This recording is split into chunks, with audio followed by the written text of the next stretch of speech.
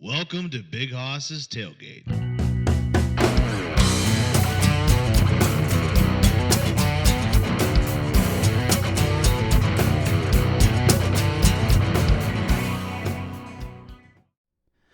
Okay, so we're going to retry this again. We tried to do some of the video stuff, and the video was giving me issues, so this is what happens. I'm with very special guest, Ryan Carey. Hello. Pittsburgh comic. Hell yeah. Yeah, we don't even have to look at the camera anymore because there's no camera. It's good. I'm still going to look at it. And I know, right? Like, hey. It's going to be a much less intimate setting. We're Yeah, not I'm going to probably eye. unplug the ring or turn the ring light off so it's not a blinding light. That's cool. Yeah. Hitting you. It's cool, though, because, like, you can actually, like, focus. Like, it's funny when you get people on that don't, like, really do podcasts a lot. Because, like, they'll be, like, I was, like, talking with a country band, and, like, they had the mic, like, down here. Like, down their, like, stomach. I'm like, dude, I'm not picking up anything. So, yeah. like, Especially if you're not the front person in the band who's used to, like, you know, needing to be, like, close to the mic like that. ironically, it was the front person in the band. Oh, really? That's the bad part. Like, You I was just just keep like, forgetting. I'm like, dude, like, they're just like, they're used to like things that can pick them up, or like they're guys that talk with their hands. So their hands are going all over the place, and it's like, dude, just one place, stay here, try to like hold it as close as you can, like so I can pick up some, because like when people are listening to it in the car, they can't hear like the other person. Yeah. And it's like, okay. And then I have to like go in and try and like boost their audio and stuff. So Right. Probably just sounds more far away too, and just a whole layer problem. So you've been running an open mic down in Froggy's. Yeah. So been doing it for 4 weeks, so it's a super fresh one. Heck yeah! I mean, I've been there once. Yeah. Yeah. Just That's because good. like the second time I was gonna go, I had a podcast guest on a Tuesday, and I was like, well, we got one of two options here. Like, there's a mic that's only held like once a month, or we can go and go to Froggy's. And he's like, well, we might be late for the other mic if we don't go to if we go to Froggy. So we just went to that one. Yeah. It was just like logistically like easier, but That's fair. I do like your mic though. The bartender was super like helpful, like, in drinks and stuff, and like, if he had any questions, she was very nice. And then we had a pretty decent audience too. Yeah, the bar, I'm fortunate, like the people who work the bar actually like stand up, and they enjoy the events and like listening and stuff, and so it works for them. That's like number one. If the staff like hates your open mic, then you're like, oh man, this is like off to a rough start already. Yeah, because like sometimes you'll walk in and like bartenders are just like, oh god, it's comedy night, and you're like, seriously, like I didn't even address you in any of my jokes yet. Yeah, I may now though. Like, Yeah. So Froggy's has been really good. 4 weeks in, it's like just like kind of luck. Got like really fortunate. I wanted to do a mic in Bloomfield somewhere. Bloomfield's where I've lived like for the majority of my time in Pittsburgh. I've been in Pittsburgh for like 10 years, and like 7 years of it have been in Bloomfield area. And I just think it's a cool like heavy foot traffic area that's like just needs something cool. Well, where are you from originally? Michigan. Okay. From like northern Michigan, the town called Clare. It's Is like, that what they call the Ooper?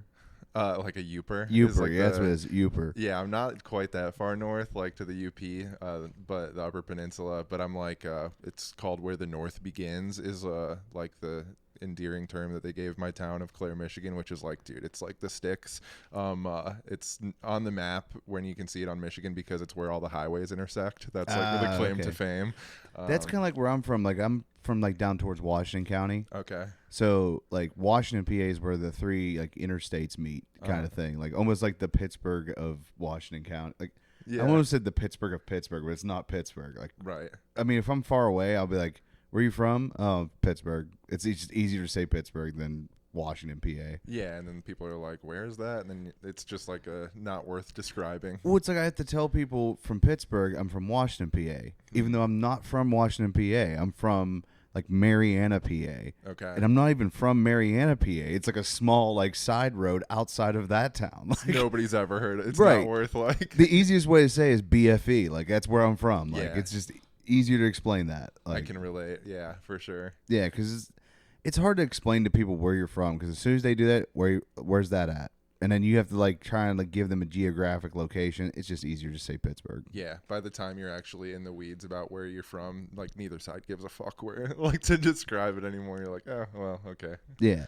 So you're relatively new to stand up, you'd say, right? Yeah. I started in April. Okay. Yeah. Which I've already asked you like 3 times now because we were messing with cameras and stuff. And I'm ignoring that beep from the camera because it's not recording. So That's fine. Yeah. it just shuts off eventually. And I'm like, good. That you should. Yeah, die. You fucking. I might use it just like to record sets anymore, I think, because I need to find a better camera setup. This was like just to kind of get me by to like see how I could do it. Mm-hmm. Now, next time I know, we're just going to buy a camera. Like, I should have listened to my video guys, but oh Did well. you have the GoPro already, or did you get it for the podcast? I got it for the podcast. Oh, okay. So, all right. That's another thing I'm making payments on. Don't worry about it. Yeah, let's rack them up, baby. Yeah. Oh, man. I tell you what's weird is like when you're trying to do like any type like this thing here. This is my new goal for this year is to build my pod up and do stand up more. Mm-hmm. And when you explain, like and of course, like because I'm doing that, it doesn't really leave much time for dating or anything.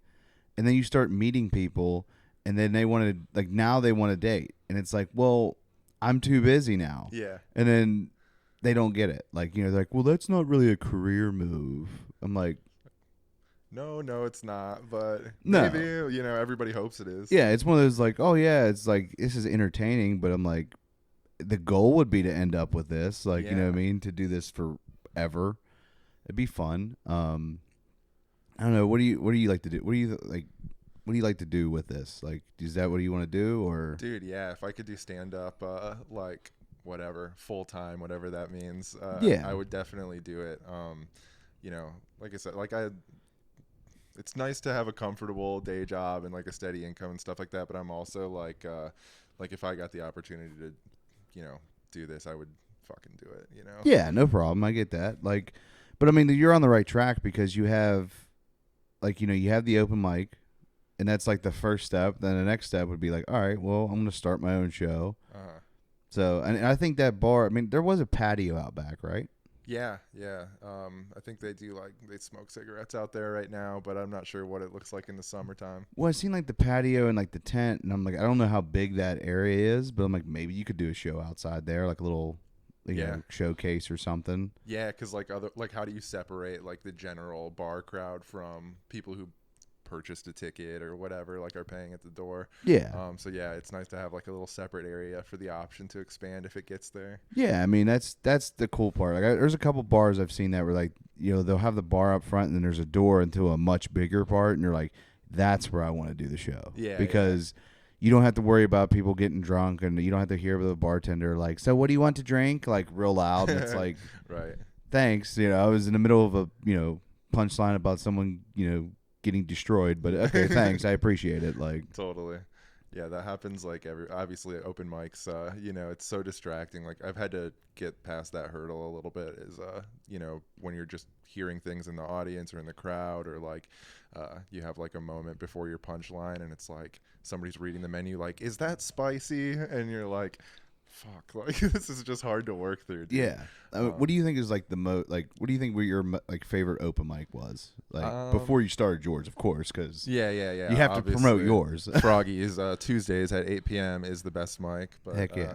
No, it's a good one. But I can't knock any of the open mics. They're all really fucking cool to me, and they're all good for different things.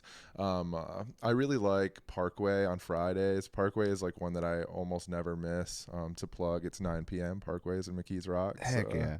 And it's only it's right down the street from me. So yeah. My goal is to like kind of hit more mics this year, Mm-hmm. because I got held up. I was filming like a student film, and of course they're where they wanted to film was on Wednesdays and Tuesdays. I'm like, well, that's the most mics. Like, thanks. Yeah. Like, I mean, it was nice whenever there was like a bunch of Tuesday mics and a bunch of Thursday mics, but now like we lost a mic on Tuesdays, but I feel like you stepped in a little bit to like kind of like offset that. Yeah, that timing was crazy.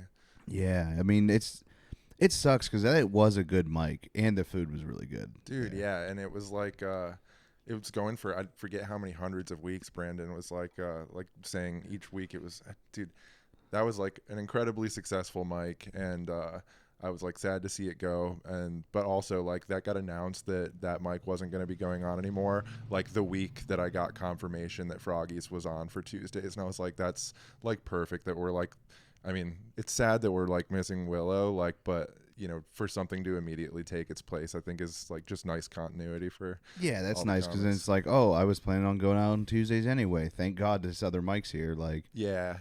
it's weird because like you, like have you been to like any comedy cities yet? Like New York. Yeah. I've been to New York and saw a show at the Stand there, Okay. which was cool. Yeah, I went to the Stand too. That was a cool little room. Yeah. Stand is awesome. I wanted to do the Comedy Cellar and go to a show there when I went, but I like slacked on buying tickets, so all the tickets sell out. That's like such a hot spot, dude. Oh yeah, I mean I don't understand how people like get tickets to things that are like automatically that hot because like I've tried to like get like concert tickets for shows and I get beat every time. Yeah. Almost every time. If it's like a show that I know's like there's a good chance it's going to sell out, like if Post Malone came to Pittsburgh, that's selling out. Yeah, I'm yeah. screwed. Like there's no chance of me getting it. Like I'm even if I was to use the whole bot technology to buy tickets, it still would be like we missed it. Yeah. I'm the same way, and I mostly just like procrastinate it. If there's anything that's like, you know, oh, tickets are dropping at noon and you have to be online at this time, there is zero chance I'm online at that time. Yeah, to do especially it. if you work a normal job. Yeah. And like you almost have to have that one friend that's like I kind of float by every time I can grab him. I'm like that guy. Yeah, please go help. get that guy. Yeah. I have a couple buddies like that. They work shifts like they work like 1 or 2 days on and like 2 days off. So like they're always ready to go. Oh, yeah. And I'm like, damn it! Like I have a 9 to 5, man. Likewise. I used to work retail and restaurants and stuff, which Okay. like pros and cons, dude, because it is nice when you have like a random Tuesday off or something and you're like, oh, I can go do groceries. I can like, you know, you're like kind of just alone in the world, it feels like. But when you're 9 to 5, like you're doing shit the time that everybody is doing stuff. Yeah, and then when I started doing comedy, because I have a 9 to 5 and I call people after work, they're always like, I'm busy. Or like, you know, I'll get messages like from my friends like, hey, we're on like Fortnite right now. I'm like, well, I'm at work. Yeah. Like, you know It's what I like it's mean? noon Can on you a wait till Wednesday. 5? No, I start work at 5. I'm like, okay, this lined up perfectly. Yeah. We're doing different stuff here. Yeah, I think people like I think the 9 to 5 is an interesting thing because it's like got this reputation for being kind of like soul sucking and stuff, and it sort of is. It can be in some ways, but like realistically, the 9 to 5 schedule is pretty ideal for somebody who wants to do stand up. Like, Yeah. you're never gonna miss a show or an open mic because of work, which is great.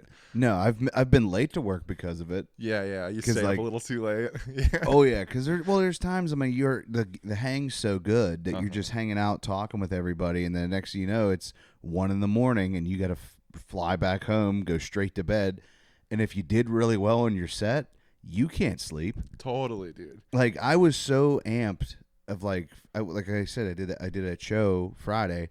I was so pumped.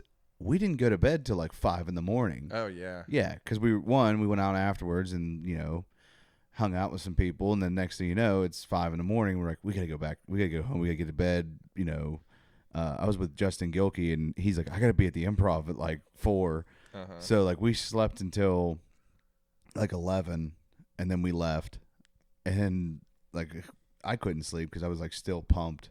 Yeah. Like, you know what I mean? But then when I finally got home, I was supposed to go to a friend's show, and I was like, well, I'll take a quick power nap to kind of like boost my energy. Mhm. And next thing I know, it was 10 hours later, and it was 4 in the morning. And I was like, oh, well, I guess I missed the show. Yeah. That's the worst. You wake up disoriented. You're like, I swear that I was sleeping for an hour, but here I am. Yeah, Like, you wake up and you do the Robin Williams what year is it? Yeah. Yeah, dude, that's so true about like coming home from an open mic or like a show or anything like that and trying to wind down like for the next business day or whatever. I don't get how musicians do it. Oh, dude, brutal. Because like I've been to shows like the band I know is just they're killing it, Mm-hmm. and then like how do you guys go to sleep after that? I would still be jazzed that like we did a great job, like pumped.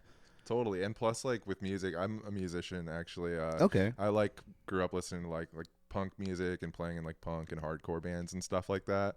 So that was like my initial like performance experience. I gotta get you with Justin Powers then, man. Oh yeah, Justin Powers and Pat.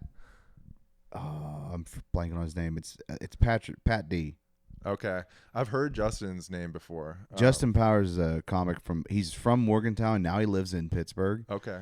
He's been doing stand up for like 12 years. This dude murders. And I'm not trying to take away any of what he does or like say what he does, but the way he does his show is so like it's a weird thing, but he still crushes with it. Like he'll come out in like these like I was gonna say he comes out like with these different outfits, and like you're like this shouldn't work. Like it would weird everybody out, but he will still murder a room with it. And like he was running the show called the Piss Box down in Morgantown. Okay. And they would have like a punk band come in and like they're in his living room just smash it, like going off. That rips. And he was just like, yeah, it's a lot of fun, isn't it? And I'm like, yeah. Like it's like I'm weirded out the whole time, but I love it here. Like this is so much fun.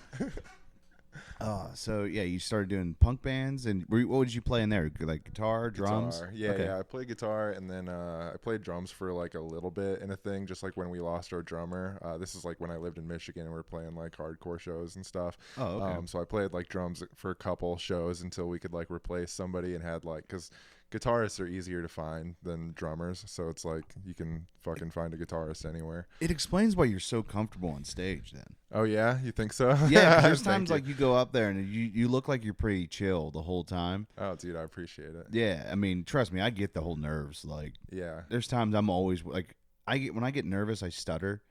So like I'll be talking to people, even doing this, I stutter because I'm like, am I gonna say something dumb and like it's gonna be misinterpreted and someone's gonna hate me for it? Like that's just how my brain works. For sure. Yeah, I was I found out the reason why I think I act the way I do is and go into therapy and stuff. They said I was a highly sensitive person, which I don't know how to deal with because my therapist basically said I was a bitch. Yeah, you're like, no, I'm fucking not, dude. Like, yeah, like I was just like, the fuck you say to me, dude? Yeah. It's just a lie, dude. Don't listen to them. Oh yeah, I mean it is. Well, so I thought it was like, I'm just highly sensitive to like things, and it was like, no, like you feel things differently than everybody else. Like it's like it's a way your nervous system's like set up. And I was like, oh, okay, cool. I'm going to have to read into this when I'm not sad right now. Thanks. Yeah, I learned something about myself that I sort of already knew. Yeah, being sensitive is a good thing though. I think like there are too many people that like don't give a shit. I think being sensitive to like other people's like feelings and stuff like that. I don't know if that's like plays into it. Like that's a great thing, dude. Yeah, it's the reason why I cried like a bitch watching Toy Story 4. You know what I mean? Like, well, that might just be because you're a bitch. That could be. Yeah. Well, I'll tell you what.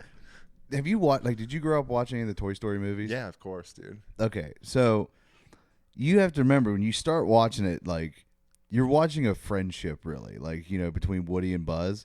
When 4 comes out, this is two friends who have been together for 20+ years, and they have to split up and say goodbye.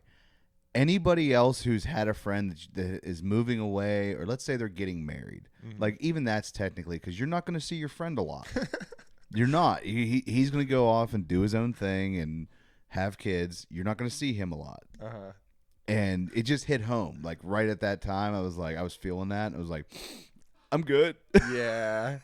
It's true, dude. Like the stuff that you grow up with as a kid, if it's like they're released in sequels like that, you're like, man, I like really relate to these characters. It doesn't matter if it's fucking Buzz Lightyear or Harry Potter or like whatever it is. You're like, man, these are like kind of my friends too, and I get to know them, and I like and especially if it's something that's like relevant to what's going on in your life. You're like, man, like I just lost a friend or whatever it's going on. You're like, this hits a little harder because of that. And it's I always I've gotten weird with movies lately. Like some new movies I watch, like I'll get emotionally attached to it. Like Everything Everywhere at Once. I took 2 edibles to that and like cried like a bitch. That is a heartstring type of movie, dude. I wasn't expecting it because like it was just googly eyes and multiverses and stuff. I'm like, cool, a sci-fi movie, and I was like, I wasn't expecting this to have a heart.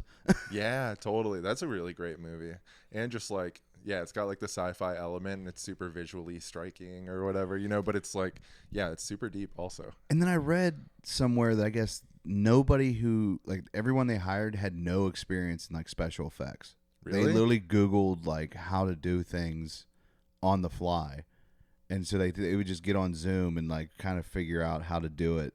Wow, as they were making it. that's unbelievable. Yeah, Yeah. that's a great movie. Anybody listening should watch that movie. Yeah. You a big movie guy? Yeah, fairly. Yeah, for sure. Which kind do you lean for? Like comedy, action? I'll do comedy. I also like I like a lot of stuff that I liked when I was younger, like growing up, stuff from like the 90s and 2000s. Like I love all the really goofy Adam Sandler movies. Okay, that's like fair. Waterboy and like Billy Madison and Hell stuff. yeah. Those have such a soft spot in my heart. But I also like have you seen Birdman?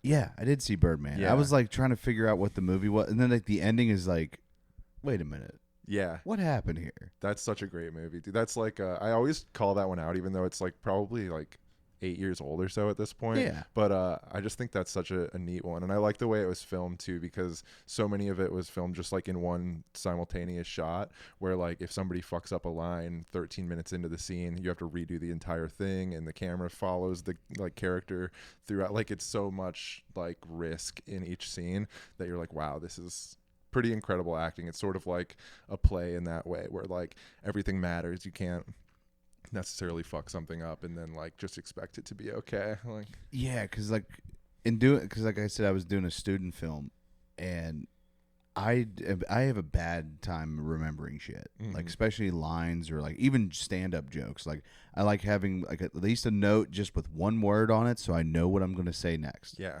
Like all I need is that the next topic I'm going to do. That's all I need. And with doing a movie, you can't do that. Like, Yeah. you know what I mean? So like what I did was I cheated and like had my lines written on my hand.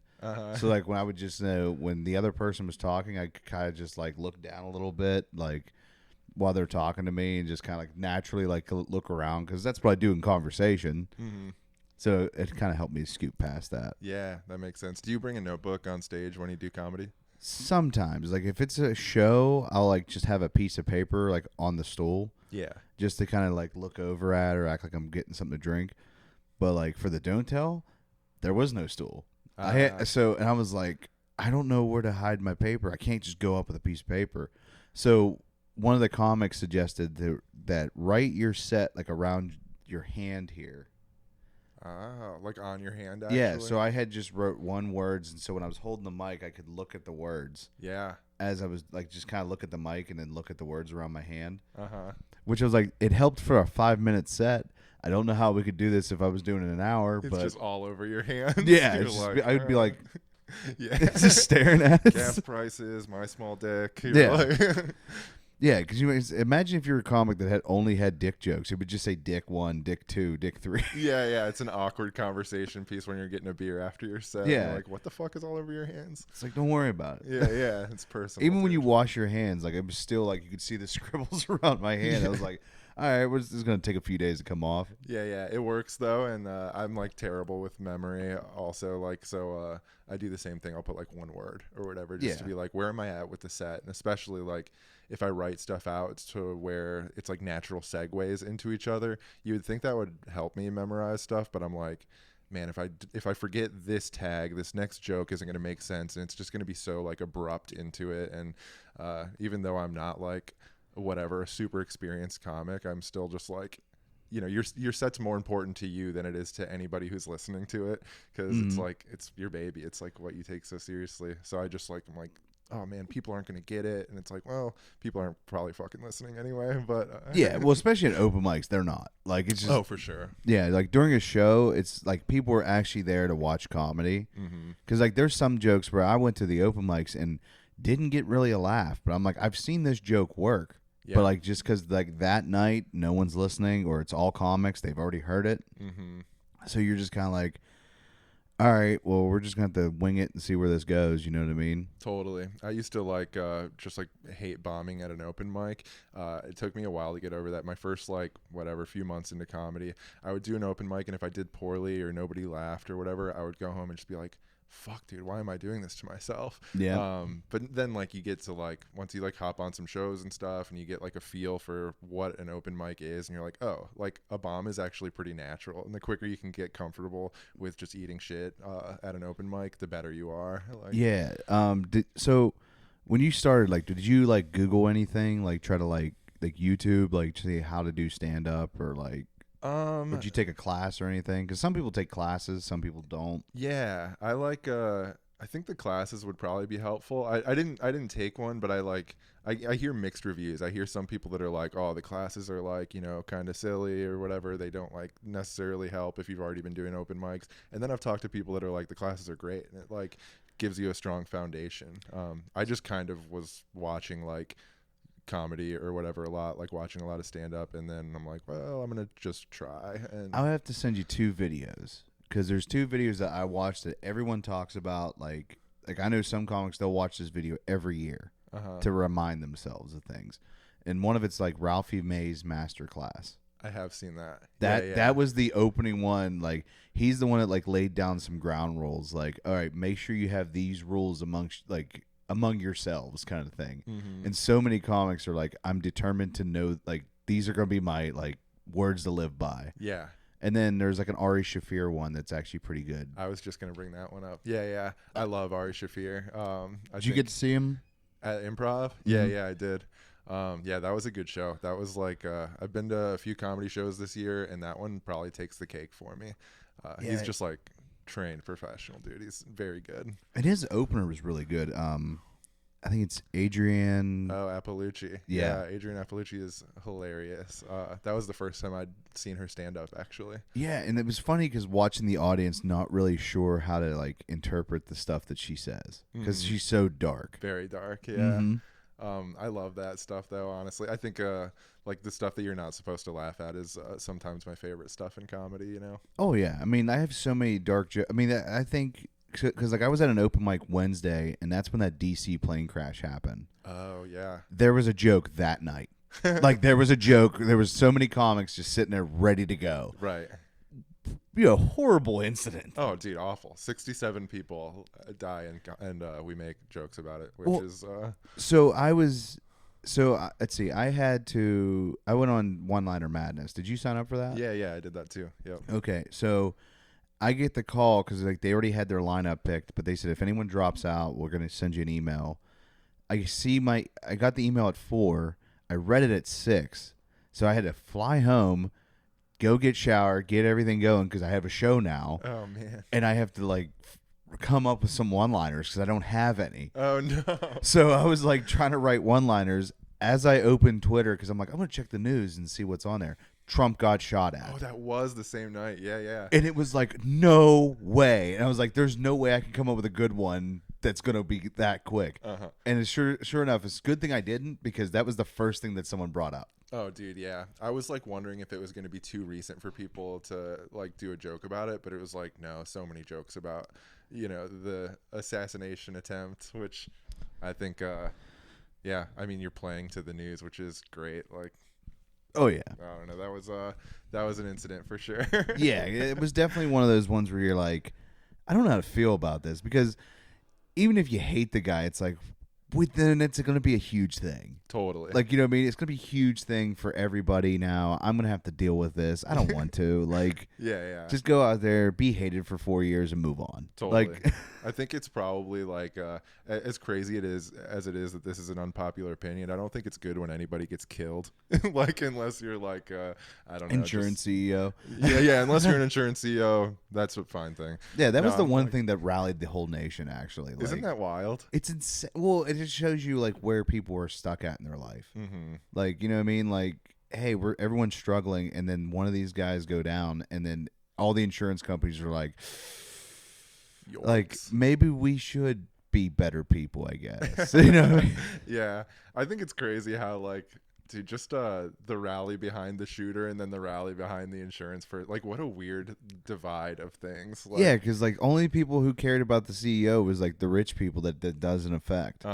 Like everybody else that's poor and was like struggling, like, yeah, I don't care. Right. Like, Also, like, just thinking about that happening and like so many people that were like emotionally affected by that, but it's like, dude, all across the world people are just getting murdered all the fucking time, and just because they're not like a billionaire CEO, like, that's the part where I'm like, yeah, it's bad for sure, like, don't kill people, but also like, this is so insignificant when you look at the scheme of the people being murdered all over the world every day. Yeah, because it's like, what's a bigger deal, that or let's say the Gaza Strip where thousands are dying every day? Right. Like, I'm sorry, this one guy getting plugged does not bother me as much as that does. Totally. Especially when you're seeing the, like, go on Twitter and you're seeing the footage. Uh-huh. It's so brutal, and you're like, I can't. Like, I feel bad. Oh my God, dude. People in the U.S. like have no idea, like, you know, that type of struggle. Yeah. So when somebody gets assassinated on the streets of New York City, you're like, oh my God, what's happening to our country? Meanwhile, dude, people are just getting fucking bombed, and like, it's the innocent people that pay the ultimate price. Yeah, you know? it shows how good we have it here, that we can bitch about one person getting shot Totally. versus like, oh hey, a whole town just got leveled. No one cares. Like, people, I think a lot of people complain about like the United States, and like, that's like one of the things that we have going for us is we can complain to no end and not get like locked up for it or whatever. Yeah. I'm not like the biggest patriot in the world, but I also recognize that like our problems are not that significant in comparison with a lot of the places around the world. Like, oh yeah, I mean, like, even if you look at like, you know, Europe or something, how much better we have it than, because like Europe, you can disagree, but you might get locked up. yeah, depending on the area, for sure. Yeah, depending on where you're from, like you could get locked up for it. And it's not. I mean, here you might lose your job. Yeah. Maybe, you know. Probably after this podcast, I'm not going to have a job anymore. So They'll get over it. Yeah, it'll be fine.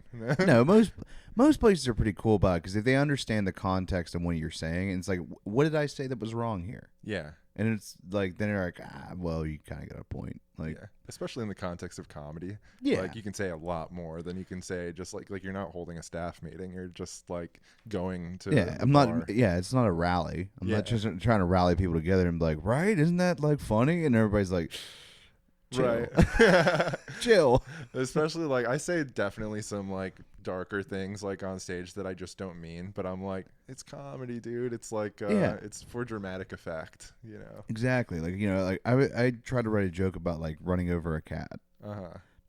And like one guy was like, dude, you gotta watch, like, because he's like, any dead pets thing people don't like, they'll pull back from it. It's funny also that that's a sensitive subject, and it's like, I didn't actually hit the cat. Yeah. Like, you know, it was a joke. Like, you know, I was using it for a segue into my punchline. Like, yeah, I don't know. like, no, I stabbed the cat. Like, yeah. Yeah, it's like, no, I went out and stomped it. Yeah, like, you dude, know, it's fine. It was actually faster. Like, yeah. That's awful. Yeah. I know, right? Apologize to any pet owners. Yeah, sorry about your cats. Yeah. Don't put them under my car next time. I'm just kidding. See? Dark jokes. It's true. I have like a joke that's about like my friend having a new baby, and basically my point of reference is like a dog that we had together in college, and he's like, oh, just treat a baby like you treated the dog. And the first time I like started telling the joke, it wasn't super polished yet or anything, and then it makes comparisons like, dude, like our dog in college, we like got him high and we like rubbed his nose in his shit to potty train him and stuff, and people were like, oh, like you did that to your dog, you know. And it's like, no, but it's a fucking joke. So, but I'm like, these are all people that probably got a dog that was already you were already rescued a dog. That thing was already potty trained and anything. Anybody who actually had a pet before is like, listen, I have to get it to this point. All right. Once we get it to that point, the dog's gonna be loved. Yeah. Until then, he's got to know. Listen, these are the rules. Like, if I could just bring him into the house and be like, okay, here's rule number 1. You have to go outside. It would be so much easier. But dogs don't understand that. They have to, like, they need to be, like, you know, curbed into a routine. Yeah. Lightly abused. Yes. Yeah. Well, yeah. I mean, no, I actually don't have a dog. Horrible. No, I'm fucking around. I have no idea how to like interact with like a pet. I like haven't had a pet in forever. So like anything I say about like owning a dog or like the way I train it, like if it's on set, like I'm really spitballing, dude. Yeah. I'm just like I assume that's what you did. I don't know. Like, yeah. Oh, this has gone off the rails. Yeah, I know. Right? I care about animals. Yeah. Yeah, I was always one of those like I remember like my niece was like loved Animal Planet and I hated it. Oh, really? Like, not just because it was like I'd rather watch cartoons than watch Animal Planet. That's fair. You know what I mean? It's just not cool. I seen a lion. All right, like it just sounds bad, but it's like I just I feel like I've gotten more into like the nature documentaries and stuff like that as I get older. But like back in the day, Animal Planet, I was also just like a cartoon kid and like liked that shit. But unless you have a really good personality that comes with it, like the Crocodile Hunter, that's a good way to get into like nature, I guess, because like he would kind of be funny with it and be like, "Oh no, that thing almost bit me." And you're like, it's that was fun. Like as a kid, yes. Just like Bill Nye the Science Guy gets you interested in science because he's like making it relevant and fun. Oh, dude, that was my favorite show growing up. Oh yeah, The that Bill was Nye. the best. Like when you're like in school or whatever, and they're like, "Okay, in science class, we're gonna do like a Bill Nye episode instead of the normal whatever lecture of the day," and you're just like, "Yes, dude." I think I remember I was in like first grade or second grade, and I was like, "I know the water cycle," and they're like, "We don't learn that until third grade. You're so smart." You're so smart. Like I watch a lot of TV. Yeah, I was like, Bill Nye. Yeah. I mean, he would my favorite episodes were the space episodes. Like I remember there was one. Did you ever see when he like scaled down the solar system? I don't think so. There's an episode where he scaled down the solar system. And he's like, "All right, here's the sun." It was like a giant light bulb, and then he was like, "Here's Mercury," and it was like on the other side of the room. Then he's like, "Now let's go to the other planets." By the end of it, when he got to Pluto, he was like in a soccer field, like halfway across town. Like when he scaled everything down, just to show the distance of like how far everything is, really compared to what you see on a map. Yeah, it's pretty cool. Space is the most interesting thing, dude, and just how vast it is. Like, that's one of my favorite things to watch documentaries on. Also, yeah, I get distracted at work because I look at the headlines, like in the thing, and it'll always be like, "Check out this new view from the sun that we got." Yeah. They showed like this probe that crashed into the sun, and like but it sent video before it crashed. Oh, wow. So like it showed like the solar winds on the sun, and you could see like all the dust and flying around. You could hear the wind wrapping around it. It was like, oh my god, because you don't think of that. You just heard it's like a burning. It's hard to put that into context. Yeah. Someone explaining versus seeing it. Yeah, yeah. I think it's insane that we have actual like photos from space, and I just think I don't know, dude. It's just so mysterious out there. Like they say, but they say the ocean is more unexplored than space. Have you heard that before? I don't know about that because the don't know how universe that's is possible. ever expanding, and we have the ocean. Yeah, I've heard that like said so many times. I'm like, how on earth is that possible? I guess it makes sense too, because like we're kind of like it's just fish. Yeah, Like we know what's in the water. it's just fish. Yeah, it's just fish in the water. Like clearly, there's nothing else down there. Right. Like except now that we feel like there's alien bases. Apparently, Is that true? I don't know. That's what everybody thinks the UFOs are coming from. Oh. But like I'm one of those like the more evidence you see of UFOs, the less you believe it. Yeah. Because the more you're like, that's probably just us doing shit and not talking about it. Totally. I kind of feel like also we're just at a place in society that like anything could happen and anything could be announced and people would be like, "Oh, okay, sounds good." Yeah, if they were like, "Guys, there actually is aliens here and they're actually coming to meet the president at the White House," we'd be like, "Cool, I still got bills to pay." Yeah, exactly, dude. Like I still have to go to work on Monday, so I just can't do anything about this right now. Yeah, because if I go into my boss's office like, "Yo, did you see aliens are landed?" They're like, "Cool, did you finish that thing I told you to do?" Yeah. And they're like, "All right, well, I guess I'll go fuck myself. Thanks, you know." It's insane how little actually changes the course of our day. And like, I don't know if that, like, if it got announced that aliens were actually like real, maybe walking among us in like the 40s, I feel like that would have been a bigger deal. Yeah, because like everything was a bigger deal then. Yeah. Because they're like, I guess everything was like, because you didn't have the internet, you didn't get to see things globally. Mm-hmm. So like you were more focused like in your small town kind of thing. That's true. Dude, just from going to the 90s to like 2007, like I still can't, like, because I like was a teenager in like the that time. Mm-hmm. And like as a kid and stuff, I remember the time period before cell phones and like, oh my God, we're lost. What do we do? How are people going to know where we're like, that we didn't make it? Yeah. And now you're like, I could just send a text message. For sure. Yeah. Dude, yeah, it's hard. I couldn't imagine like growing up in that time, just being like raised in sort of a technological era. I'm 33. I don't know how old you are, but I'm 32. oh, you are. I'll be Okay. 33 in August this year. Oh yeah, so we're the same age. Yeah. So like, yeah, I feel like from the time I was like 12 or whatever, you get like a prepaid phone with the T9 texting and stuff, and you're fucking texting your like girlfriend at 10 cents a message, and Yep. so that was like, I just can't imagine. Was you skilled enough in school to text underneath the desk without looking at it? Oh, not without looking at it. I knew people that were like so good at T9 that they could text under the desk and not even look at the message, and it would send accurately. Wow. Now, I don't think those people could do it today. No, it's a skill, dude. And especially we just don't have to anymore. It's just like I don't have to do math anymore. So like I'll literally like Google like what's the percentage of whatever. Like, Dude, a math class in college now versus a math class in high school, I Googled every answer. yeah. Because it was like, I could do this in my head, but I'm not going to do this in my head at work. Uh-huh. I'm going to punch it into a website, and it's going to give me the exact calculation I needed. For sure. I'm making it as easy on myself as possible. Yeah. But that being said, if technology all went down and we didn't have access to like any of our resources, I think our generation would be so much stupider. If technology goes down, I think we're just screwed all around because we Yeah. rely too much on, like, the government relies too much on technology. Everything, like, your job relies too much on it. So it's like, if it goes down, like, it's just going to be chaos. It's true. Yeah. I think that a lot of people like during like the Great Depression and like the recession in 2008, people are really worried about getting like their money out of the bank or whatever if we have like a full-on economical collapse. But it's like, dude, if our country collapses, like money is going to be the thing that's not worth anything. No. Like it's literally like you're just using it as fire starter. Literally. I mean, that's where it is. I mean, we'll go back to the, oh, I have this. Do you want to trade it for that? Yeah.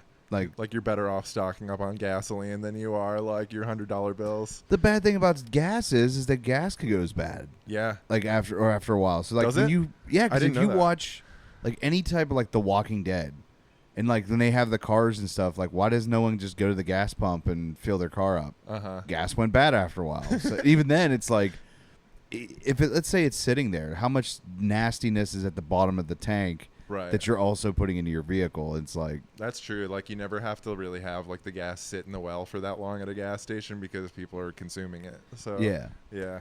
Do you play video games at all? No, I don't. No? That's such a disconnect for me between like I don't watch sports and I don't play video games, and so I always used to joke that at parties I'm like in the dude conversation I'm so fucking out of the loop. Yeah. Like- When someone's like, dude, you play that new Call of Duty, man? I'm like I have no idea, and they're like, oh, did you catch that game? And I'm like, I don't know. Like even sports, yeah, I'm the same thing with sports. Like I just can't connect. yeah. Like I'm not gonna lie, it's in close games, and if I'm with a bunch of people, I can kind of get into it. Yeah. But on my own, I could give a shit less. I feel that, which is funny because I'm wearing a Pirates hat and you're wearing a Penguin sweatshirt right now. Yeah, which I'll tell you what, a live Penguins game is way more fun than watching it on TV. Oh yeah, any sports game like live, like I can get down with that for sure. It's the energy. Yeah, even the Pirates games, they suck, but they're so much fun to see live. Totally. I hope the Pirates fucking suck forever because then the tickets are $10 a piece and everybody can go even if they don't want to. It's like when the Pirates suck, it's like more of just an outing for people who don't really like sports but like the energy and the ambiance. Like, Did you ever I think the PNC does like a thing where if you buy, you can buy a thing. I forget. You can buy like a package kind of deal, and I think it's like you get so many. You can go to so many games like a month. okay. And like my buddy would go and like he'd be like, yeah, because I left work early and just went to the game. I'm like, Sick. how is your job cool with that? He's like, they're not, but they'll deal with it. I'm like, Ooh, what the yeah. fuck, dude? Like, They'll deal with it for sure. yeah, yeah. I don't know, but so what do you like? What else do you like to do other than comedy? And you said you do music. Do you still Yeah. play? Like, I still play casually, but yeah, I kind of started doing comedy mostly because I was like trying to get like a project together, like music project together for the longest time, and you jam with people, and then like one person doesn't work out, and you're like constantly looking to replace somebody, Yeah. or like you're jamming with a group of people, and then there's like somebody in the band or whatever that's like a hard personality to deal with, Yeah. and so like in my mind, I'm like, well, now there's only like one hard personality to deal with, and it's my own. So like, if I'm not doing comedy, it's my fault, you know, if I'm not doing well. Because I knew bands and stuff. Like I knew like local bands that play here, and like you would talk to like the lead singer, or you would talk to like somebody in the band, and you could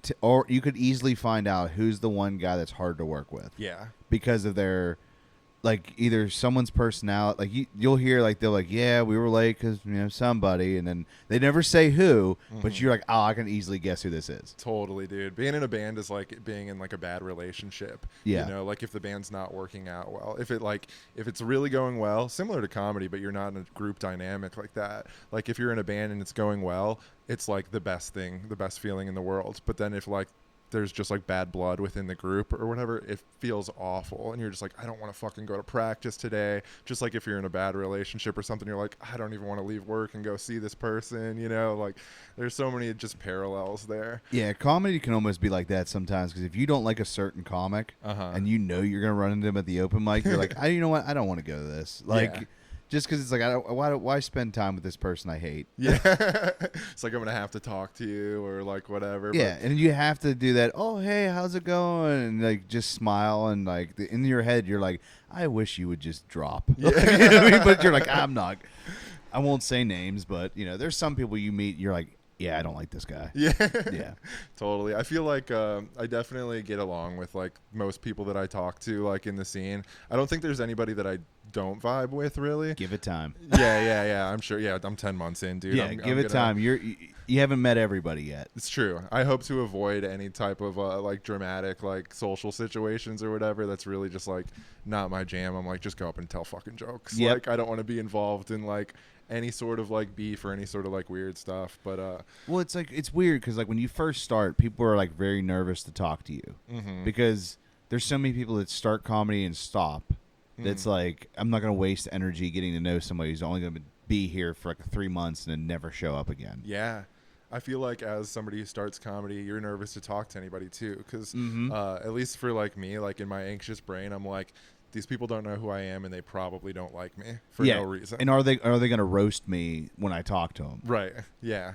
I remember, when I was first going, like I talk to a lot more people now, obviously like being into it and like being like doing the Froggies open mic is like, it kind of forces you to talk to people, even just in the like capacity of like, hey, you're next, blah, blah, blah. Do you want me to say anything like, before like your introduction, anything like that? So that like just helps kind of make you a little bit more accessible to the rest of the scene. But when I first started, dude, I was like, I just like I feel like the like I'm trying to sit at the cool kids table. Yeah. And I've hosted like open mics before. Like I did 565 a couple times. Oh yeah. And it's weird because like people will always like, some people will show up late and be like, hey, like, can you put me up earlier? And I'm like, I can, but like, hey, this guy was here first, and I don't mind it, but like, because you want to help everybody out, but at the same time, you're like, I still have a list. It has to go in order. Right. Like, yeah, which is hard, dude. That's like the dynamic that I like am sort of overcoming or trying to overcome at Froggy's. Like, is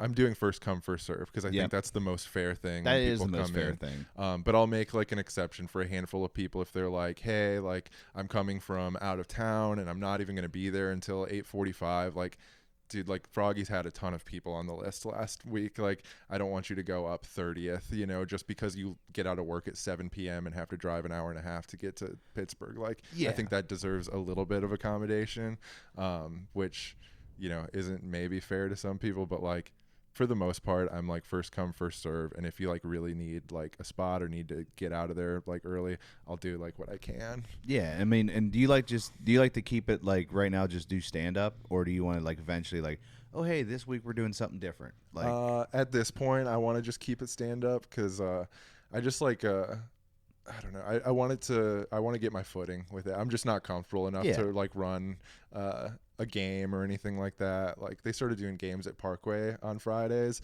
which is so fun, dude. Oh yeah. I love the games, and I think that for my comfort level right now, I'm like, just do 5 minutes of stand up, make it easy on myself. And, and that's really what it's about, is getting a rep in. And like, we've had a pretty decent audience of non-comics each week so far. So especially in that like type of environment, I'm like, I want people to be able to practice their material and the jokes that they're like writing to actual human beings, not just comics who have heard it all before. So I think it's important, like if you have an audience, it's not just like being entertaining for them. It's like, doing well for your comics too, and just practicing. And I mean, there's other ways. I mean, there's little things you can do to kind of like, if you wanted to bring variety, I feel like an easy starting way is like a bucket pool. Yeah. Like if you do that and be like, hey, you pick a topic, rant, go up and try to riff on it. Yeah. Like at some point in your set, like maybe like not make that the whole focus, because then you can quickly run out of topics. Mm-hmm. But like, I mean, that's one way to bring variety. I've seen. I do like mixing it up like that, and just like the Mario's just like the heckle mic. I have yet to make it out to one because it's Tuesdays also. Dude, it's so wild. It seems chaotic, which sounds fun and also sounds nerve-wracking to me. Oh, it does, because I mean, like for instance, I don't like roasting people. It's not my thing. I've never been that way. Like my friends have done it to me forever, and I've just been like, cool, because I just didn't absorb it. Yeah, I just didn't grow up with it. Like all my siblings were older than me. Yeah. So like, there's not really like, you didn't really grow up in the dynamic of people them roasting each other. Uh-huh. Like you would see it, but like you weren't actively like involved with it. Yeah. So like, I don't have that skill level there. And then I don't know. And I was, my dad worked all the time, so I didn't really get to deal with that. So I'm around my mom all the time, and she's always just like, you have to be nice to people. So even if I did think of something funny, I couldn't say it. Yeah, you're like, this isn't gonna land with my mom when I'm 13 or whatever. Yeah. I remember I've tried to tell jokes. I think the first joke, like really funny joke I wrote as a comic, was Pee Wee Herman died, and I was said, he died of cancer, and I said, I wonder if that was a secret word of the day. My mom did not find that funny whatsoever. She was, why would you joke about somebody dying? It's just sad. Yeah.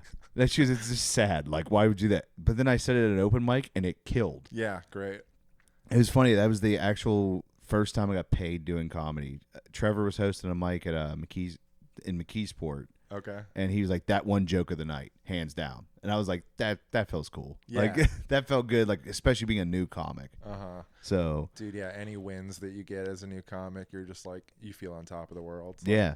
Comedy is interesting like that because you can go from, just feeling so awful about yourself after one set and then go do the next mic, do the same fucking jokes, and they do well. And then, like, you're just all of a sudden elevated in your head, and you're just like, yes, like my faith is restored in like this venture that I'm doing. Like, yeah, it's like Scarpace's. Like sometimes you go up there and they won't give you anything. Mm-hmm. Then the next night you go up there or like the next week you go up and they'll be hilarious. They'll be awesome. Yeah. It's weird how like just sometimes it's the weather. Just it could be like little things in the city that can throw off an entire room, and it's crazy. Totally. Yeah, the amount of times I've done a set and like just bombed and then done the set to the same like in the same venue or whatever a week later and it does well. I'm like, am I doing something differently here, or like is it a different audience? And audience matters for sure. Like you should always like I guess play to your audience. Like people say like you can't blame the audience ever. You just blame like your set and how you tailored it to them. I'll have to send you that book. Chris Scriva sent me this book that's really like there's an audio book of it on Spotify. Uh-huh. And it's just like how to master the art of stand up. Oh. And the guy brings up first he'll bring up like different comics and he'll show you like their set, and then if you listen to the audiobook, he does a ding every time there's a punchline, so like now you know how to identify what a punchline is in someone's set, and it kind of helps you like be better at writing your stuff. That makes sense. Yeah, I'll have to send you the book because like he goes into like creating characters and doing things like that, and like he talks about crowd work. He goes, most crowd work is actually written. It's not off the because, but you watch people, it feels like it's off the cuff. Yeah, that's just because they wrote it that way. Yeah, I've been like sort of doing something similar with like trying crowd work because that's like definitely my least comfortable area in comedy. Is like once I start to like break away from my material, I get like nervous that I'm gonna like just end up at like a brick wall and be like, ooh, I got here and I really don't know how to get myself out. So I've been like kind of going into like one of my bits and starting it out with like a crowd work. Like it's almost like pointed crowd work where you're like, I have a joke about grocery stores, and you say, hey, what's your favorite grocery store? And then no matter, like, maybe you'll go into something good, and then maybe like you'll just run out of like, substance with this person and be like, okay, I'm just going to go into my bit about grocery stores now. And you tried the crowd work thing, either it panned out or it didn't, but you still have somewhere to go. Yeah, I got heckled a little bit when I did my the Erie show. Oh, really? I had two girls in like the audience, like towards the front, and I went into this joke about going to a new doctor, and I was like, when you go to a doctor, there's a list of questions they ask you, and the first question they ask you, are you sexually active? And when I paused, that girl went, no. Like, like saying it to me. Yeah. And I just looked at her and I went, damn. Like, I didn't know how to because in my head, I'm like, what do I say to this? Yeah. And I'm like panicking a little bit. But I just said, it's funnier to get the reaction of just like, damn, like you attacked me. Like, ow. Yeah. And that got a bigger response versus if I would just looked at her and just obliterated her. Right, like, you know what I mean? So sometimes it's like in your head, you're trying to figure out, how do I respond to this person? Mm-hmm. And I think if I didn't go to the heckle mic, that kind of helps a little bit because sometimes you'll get people to say things there and you're just like, Jesus, man, like what the hell? Yeah, I'm actually offended. Yeah. Like, ow, that hurt. It was just mean. Yeah. I feel like that makes sense when like you're at a show and you get like a heckle like that and you're like, well, I could attempt to like just attack this person or like, but yeah, you're right. It's just like, take it as a shot. Everybody like, hopefully laughs and then you can just go on with your set and not get too distracted. Yeah. I remember the first time I did a heckle mic, I think it was at Parkway. Like the crowd was pretty light and it was just all comics. Yeah. And like Trevor turned around and goes, all right, everybody, it's going to be a heckle mic tonight. And I was like, thank God this started after I started. Like, after I went up. Oh, it did. Okay. Yeah. So it wasn't a plan from the jump. Right. So I was like, because but then we went down to Austin, and one guy told me, he's like, oh, hey, they have this show called Banana Phone. You should sign up. So I went in, signed up. Here I get pulled, and I'm told I'm on the list. And then when they came back, they said, hey, you're on the list. By the way, you didn't know this, but it's a heckle mic. And I was like, oh, shit. So, like, I went up there, and I seen them just obliterate the guy that was up there before me. And so I walked up to her and was like, what did I sign up for? And that got a huge, like, pop. Oh, because nice. like everybody was just laughing at the fact that I just signed up for this and I didn't even know what I was doing. Like, it's a genuine response. You're yeah. like, oh shit, here we go. Yeah, so I went with it, and like somebody like sometimes with down there though is like when they'll give you a roast, you can almost take that roast and add it to your set as like I get told I look like this. Yeah, that's fair because it's just audience members. Probably a lot of comics in the audience. Yeah, I'd assume, but yeah, that makes sense. You're like almost getting material from like the digs on you. Oh yeah. I mean that's what's nice about Austin is like all the mics down there are meant to like it's all comics helping each other out. Yeah. Like there's tag mics where like a guy will go up and do your set, like you'll go up and do your set, and then they'll have the comics come up and they'll read tags that you could use for your jokes. Oh, okay. And I was like, oh, that's awesome. Like that is cool. Like we had the guy from Kill Tony. I can't remember what the guy's name is, but he's the one that reads from his, like he has his phone to his voice. He can't talk. Oh, Aaron Belial. Yeah, I think he was on America's Got Talent too. So I got to talk to him for a little bit. Like, oh, hey, like he had like a joke about his parent, like someone's parents. And I was just like, my only thing was like, do the Peanuts voice when you're doing the parents' voice. That wah, wah, wah, wah, like, like have your phone do that wah, wah, wah, wah, like sound. And I don't know. That was my contributor to a guy that is way funnier than me. Yeah, solid. He's like, yeah. Yeah, that's what you're like. Feels like sometimes, but like other times, like you can say it to somebody and they'll be like, that actually works. Yeah. Like, you know what I mean? And they're like, oh, thanks. Like, I didn't look at it that way. I think that's it. Like, even an audience member, anybody, like, you're still, like, they're the people watching your set, and whatever they think is funny is valid. Like, somebody doesn't have to be, like, a super experienced, like, comedian to have a good idea for a tag or something like that. Oh, yeah. I mean, it's funny. Like, you'll hear, like, the experienced comics talk about, like, somebody's like, hey, like, why don't you say this? And they're like, oh, the audience is telling me what to do. And I'm like, sometimes it's actually pretty good. Yeah, I think listen to everything. It's not all going to be good advice, but yeah, it's also like I'm a new comic, so I'm like kind of taking everything where I can get it. Yeah, but yeah, it always helps like when people who are around the same like I think one of the older comics told me, he said, find people who are in the same experience level as you and try to write with those people. Like try to set up writer's room with them. So like you're 10 months in. If you get with somebody who's like 6 months in, or like a year in, or like year and a half, get together with those guys and try to write with them. Yeah. But it's hard to like when you have like, because people try to set up writers' room like, oh, we meet for coffee and do this. That doesn't work. Yeah. It's one of those. Comedy is more fun if you guys go out. Like, go out drinking one night. More loose. You'll get better stories out of it. You'll get better jokes about laughing at shit. I feel. Yeah. I feel bad. Conversation. I feel bad. I feel like most of our conversations have been about stand up. Oh, that's great, dude. I love talking about stand up. Well, it's like, because you'll get some comics like, we're not going to talk about stand up on here, are we? I'm like, no. Like, if you don't want to, we can talk about anything you want. Like, we could talk about music, talk about whatever. Totally. So, like, what else do you like to do? Dude, I don't know. Stand up takes a big chunk of my life right now. I feel Same. like, because like, I don't know, you do like 3 or 4 open mics a week. That's like more than most people do their hobbies. Yeah. So that takes up a big chunk. And there's some guys that like to do. They'll go out like.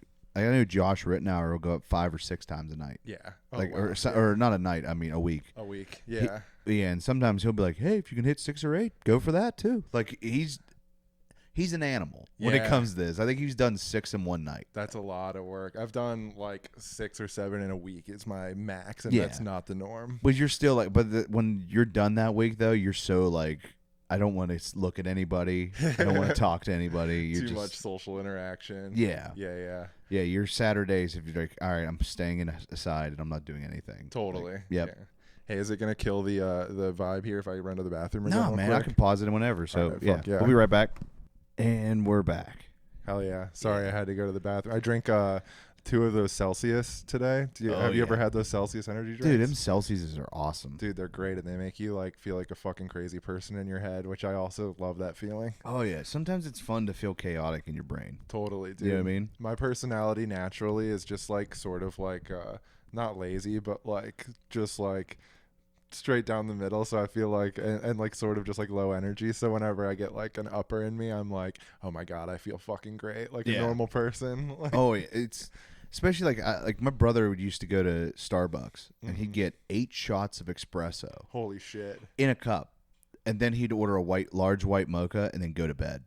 Wow! And I was like, you're breaking my brain saying that. Dude, you know what I mean? That makes no sense to me. I've tried I think I tried 4 shots of espresso once, and I was like, this is too much. The most I can do is 3. Yeah. But that was like years ago that I've tried that. Ever since then, it's just like 1 shot, please. Yeah. But like him, it was just like every midnight. He'd work midnight shift, and that's what he would do. He would just go after work, go to Starbucks, flirt with the girl that was working there, buy 8 shots of espresso, then go to sleep. Dude, that's insane. I was like, what are you doing? And he's like 6'6" and just... Yeah, that's him in the picture of Burt Reynolds. Oh wow! Oh, that's Burt Reynolds.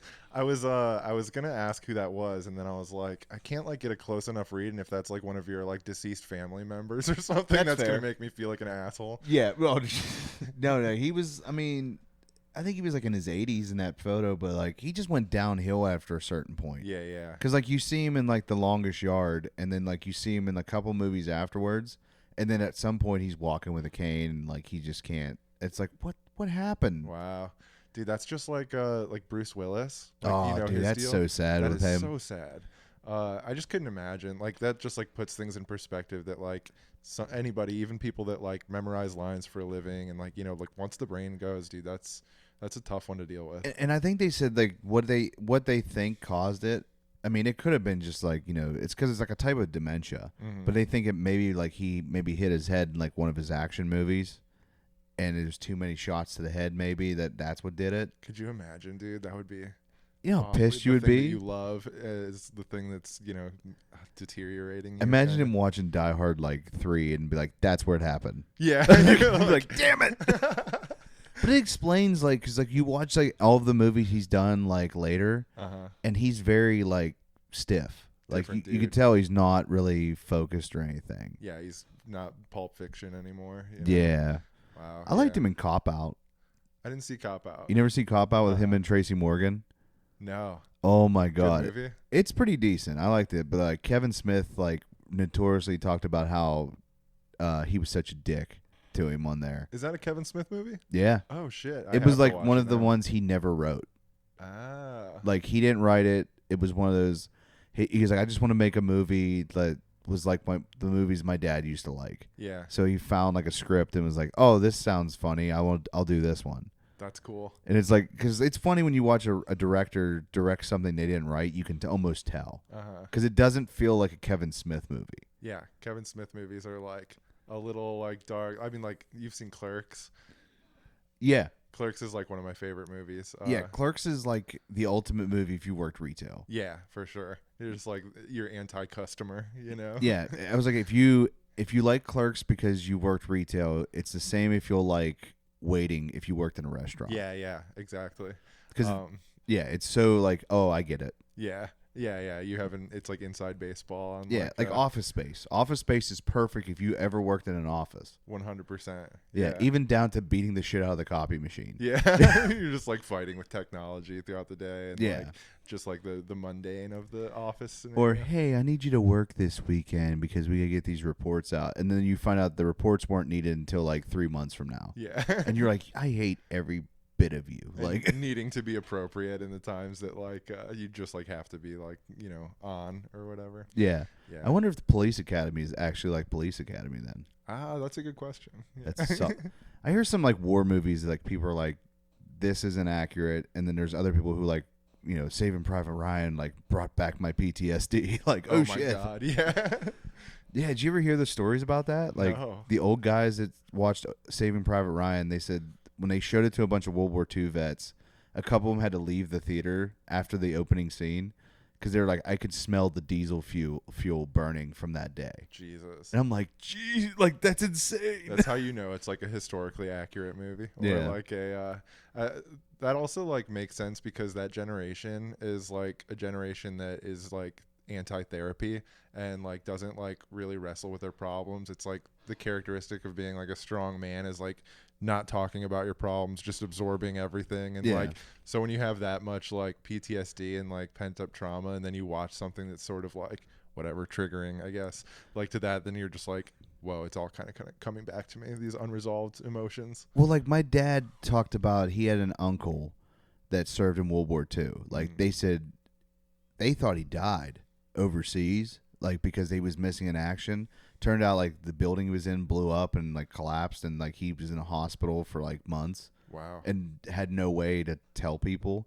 But they said when he got back, they said he was so like, they just said he was shell shocked. Like, and they said he would sit on sit on the porch with a case of beer, and that's all. He never moved. Just sat there and like would talk and drink beer. Wow. And they said, "Are you cool with him doing that?" And his wife was like, "Well, at least I know where he's at." Like that's fair. They knew where he was, but they said like he would sit there, and they said when he was drinking, they said he'd get like these flashbacks where he thought he was manning a machine gun and he'd start killing Nazis. Oh my God. And I was like, respect, like what a way to flash back to. Yeah, you know? Yeah. That's like such a brutal way to live though. I couldn't imagine having like those types of experiences in my life that you're like, you know, just in the grocery store and then you're like, wow, like I killed all these people. I saw like this horrific shit. Like, I mean, yeah, that's definitely respect, but do not, you know, wish that upon anybody. I wish it wasn't the case. Yeah, I mean, I'm one of those like, I understand the need for war. Mm-hmm. Like I get it. Like, hey, this country is doing some pretty messed up stuff. Like, and it's weird when you have it from the American standpoint, which is that, hey, this country's doing things that are messed up. We need to go in there and stop this. Like, we're basically like RoboCop for everybody's like country, it feels like. Yeah. And then there's other people who are like just fighting for survival. Like, you know, I get like why I guess the Korean War happened because, hey, we have to fight because these guys want to take over us and we don't want them to. Like, we have to stop this. Yeah.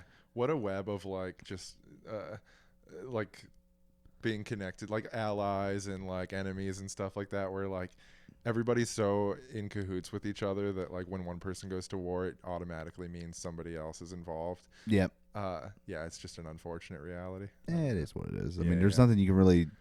It sucks because it's like there's nothing. It's like you're like, can't I just go in and like sit and talk? Like I feel like what politicians should do, like when they have to go and like meet with people from like foreign countries, like stop doing these like formal like meetings in a meeting room. Just be like, hey, I brought beer.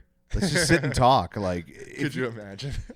like, okay, like let's just say that like, you know, the guy for Ukraine just said, "Hey, Putin, let's just me and you go to the bar.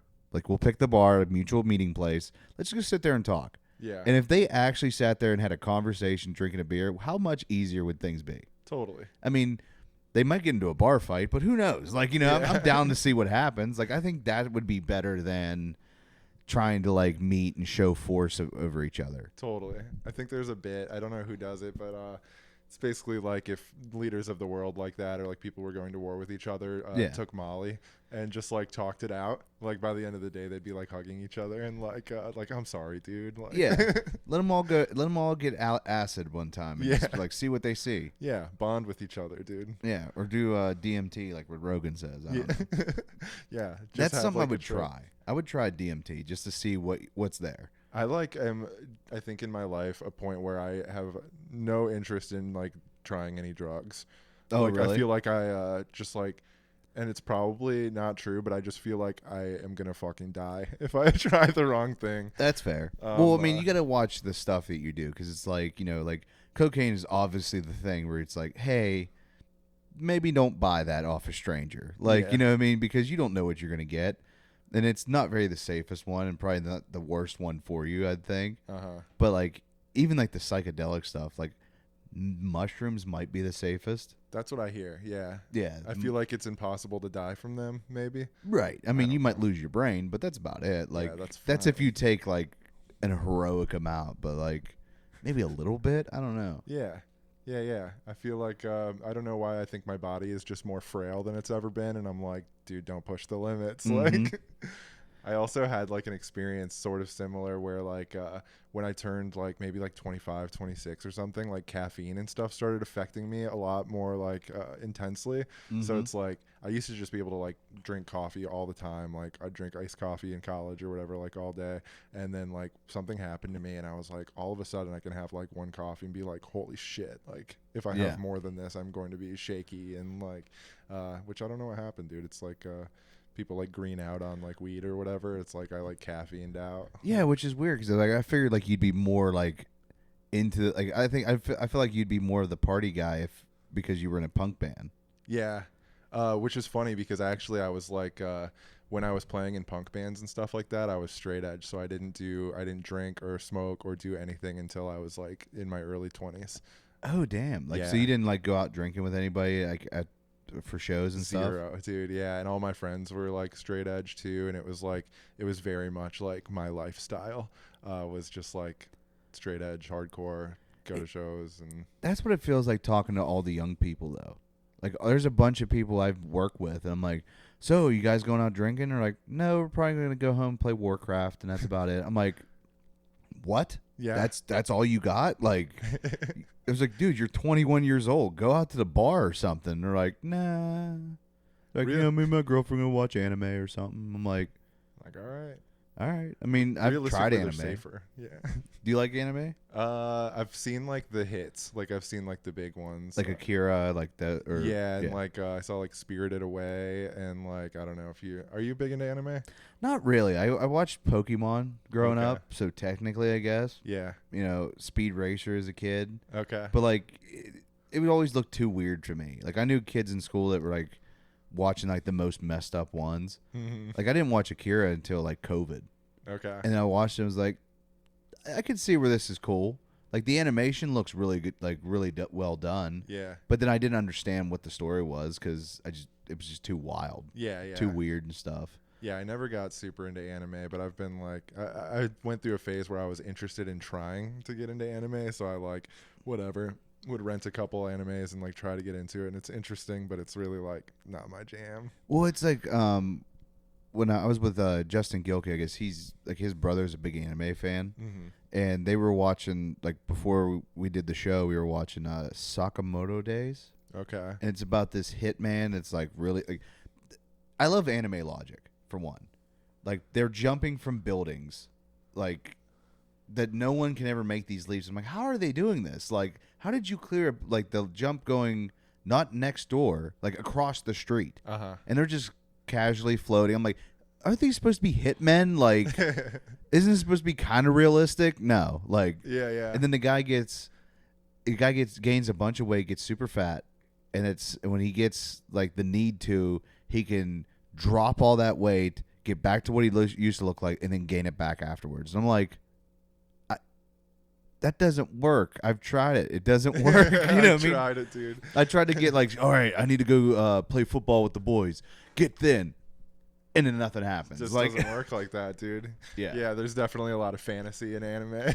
yeah, and it's like, I mean, the action was cool. Yeah. But you're like, you could never make this into a live action movie because it's just too ridiculous. I mean, I think The Matrix probably did it the best. Oh yeah, Matrix rips, dude. That's Yeah. such a classic. It looks like an anime for, like, you know, this, like, looks like it could have been an anime. Yeah.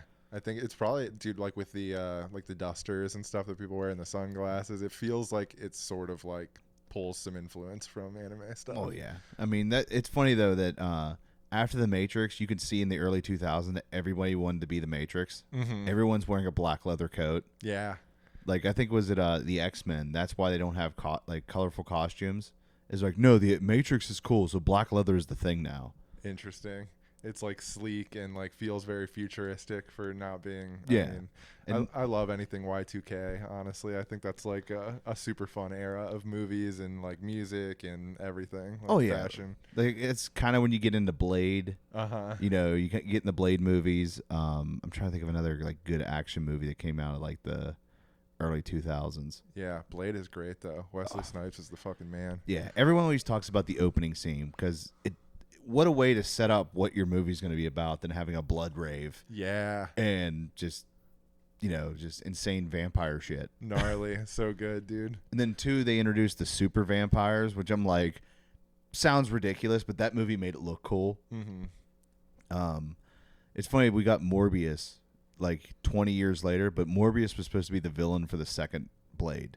Oh, really? You can see the deleted scene where like they walk out of the room and are like, oh yeah, like who's that guy? And it's like some guy just standing on a rooftop somewhere and then runs away. It was supposed to set up the sequel, and then they're like, nah, we're gonna do super vampires instead. Yeah, we're going a different way. Like the guy who came up with that idea no longer works on the show. So. Yeah, and the third one's just shit. Yeah. Yeah, he I got his haven't seen the redemption third though. one.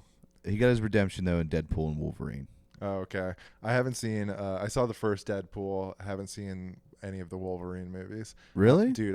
Yeah, that's another thing where I said like I'm not into video games or sports. I also have no knowledge of like superhero movies and stuff. That's like, fair. Those universes. Yeah, as you can see on my wall, there's so much superhero shit on there. Yeah. Like You've got the old school figurines, which are fucking cool though. Yeah, I bought those at GameStop. Like they were selling them like just recreations of those. Oh, cool. Because like those are the same like toys that you would see in the 80s. Like that's like Kenner. Like those are the guys that did Star Wars and like all those figures. Oh, okay. And like in the 80s, they did a brief run of like Marvel comic stuff.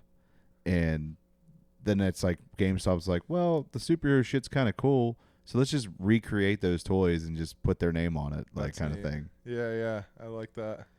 Yeah, I'm starting to get into the popcorn buckets again. That's I got the Venom one that usually sits on the table. Popcorn buckets. Yeah. What? Oh, is this a popcorn That's bucket? a popcorn bucket. Yeah, the back of the head opens up like that. Oh, dude, I did not. But I'm not putting popcorn in it. Yeah, you Like don't put anything in it, right? It's like a statue. I mean, it could be like a stash. Like Yeah. now that everybody knows it'll be a stash now. Yeah. You put your money in there, and Yeah, I have there's a Black Panther one I have that if I replace the batteries in it, it lights up. oh shit, did Yeah. those like come out with the like at the movie Yeah. theater? Dude, this is a whole world of things that I didn't know existed. That's pretty cool. Like because it's like Dune actually made it really popular because they did a sandworm one, and everybody talked about how it looked like kind of like a fleshlight because like you have to reach down into the worm's mouth, and people were like, how many guys are trying to fuck this? Yeah, this is definitely a double usage there. Yeah. So I mean, what kind of like? So do you go to the movies a lot or no? Or I went to the movies to see, dude, for the first time in a really long time. I went to see that Trap movie with, what's his name? Ethan Hawke? No, he looks like Ethan Hawke kind of though. Oh no, it's Josh like- Hartnett. Yeah. Yeah. It's one of those guys where they all kind of look the same. Him, Ethan Hawke, and then there's another one. I think they kind of all look the same, and I always get those guys mixed up. And they're popular around like 2001, and like yeah, like, oh, this guy's gonna be a great actor one day. And then no, yeah, see ya, yeah, yeah, they just never went anywhere. Totally. So I saw that Trap movie with him, which was all right. I was expecting it to be more twisty and turny. Did you see it? Yeah, I did. I've seen the reviews for it. Like there's a guy I watch on YouTube called the Nostalgia Critic. And he always does like funny reviews for movies. Okay. Because at the end he'll give his honest opinion of it, but the whole time he's just making fun of the movie. And then at the end he's like, yeah, it could have been better. Yeah. Or like there's sometimes like, yeah, I like this, but I feel like they could have done this better. Like at the end, but he'll always just make fun of the movie, like lines that they say, like, what the fuck was that delivery? Yeah, it makes it more fun than like just a normal critical like review. Yeah, and he always rips Shyamalan movies. Oh, really? Always rips them. And he's for Trap, it was the line where he's talking to the one security guard, like, hey, what? There's looking for a killer? Yeah. He goes, oh, so you had your Mark Wahlberg movie from The Happening. And did you ever see that one? He's like, what? No. Yeah. It's so bad. Like, kill you in your sleep? No, not me. Yeah. It's like, somebody should fucking arrest this guy. Yeah, I mean, like, I got mixed feelings on like Mel Gibson movies. Okay. Because like, I heard that Flight Risk was terrible. I haven't seen it. Like, my buddy's like, yeah, I have no interest in watching this movie. And like, everybody's like, they could see the plot twist coming a mile away. Again, this is what happens when you do something that you didn't write. Yeah. Like, that's one of those like, oh, hey, we found this thing that Mark Wahlberg wanted to do. And I was like, yeah, I'll direct it for you. No. Like, it just looks bad. Like, I don't want to watch it. But then he did Heartbreak Ridge and was nominated for an Oscar. Oh, I've been out of the loop on Mel Gibson for a while. I didn't know he was still making movies. He directs movies now. And he stars in like low budget shit. Interesting. Because he cannot, as for obvious reasons, he cannot be famous anymore, I guess. Yeah. Interesting. Yeah, I saw something that said Trump is trying to make Hollywood great again, or there was like some sort of initiative with that, and like one of the elements was like the people heading it up were Mel Gibson and Sylvester Stallone. I was like, when did you stop watching movies? Like, these are not relevant names to make Hollywood great. I mean, Stallone he's made some good movies. Oh, dude, yeah, Rambo, Froggy, he's classic. The first Rambo. Yeah. If we're being honest, the first Rambo is actually like a serious movie that you can be like, oh, this actually has like purpose. Yeah. And then Rambo 2 is just like, I'm going to kill a bunch of people. It becomes off the fucking rails. Yeah. A lot of people had problems with Last Blood, which is the last Rambo movie they did. Don't know if I saw that one. What was the problem? So it actually takes place in America, because it's when it follows Rambo 4, which actually I'll acknowledge that Rambo, I think it's just called Rambo. Okay. Is when he's in Burma and they have like the Civil War stuff and it's really gory. Mm-hmm. Like, I like that one because it's more serious and like in tone. And then this one was just basically like he's looking over a friend's, looking out for like, I'm trying to think how to describe it. He's like babysitting a friend's daughter, and she goes to Mexico to find her real dad, and then her real dad like is a piece of shit, I guess, and so she goes out with a friend to a bar, and her friend sells her to like a cartel, and the cartel like basically have their way with her, and then Rambo has to go looking for her, and then she dies, and he's just like, okay, I'm gonna go kill one of your guys, and then have you guys come to me. But people were like, oh, look, it's Rambo killing a bunch of brown people. Which, okay, in the 80s it made sense because it was the 80s and, but I didn't look at it that way. I looked at it as like, Rambo's just fighting the cartel. Yeah. I didn't look at like a racial like tone for it. I just kind of was like, if you know the character, it makes sense. Like, I didn't think it had to be looked into that way. But right. Yeah. It's also coming from a ginger bearded white guy.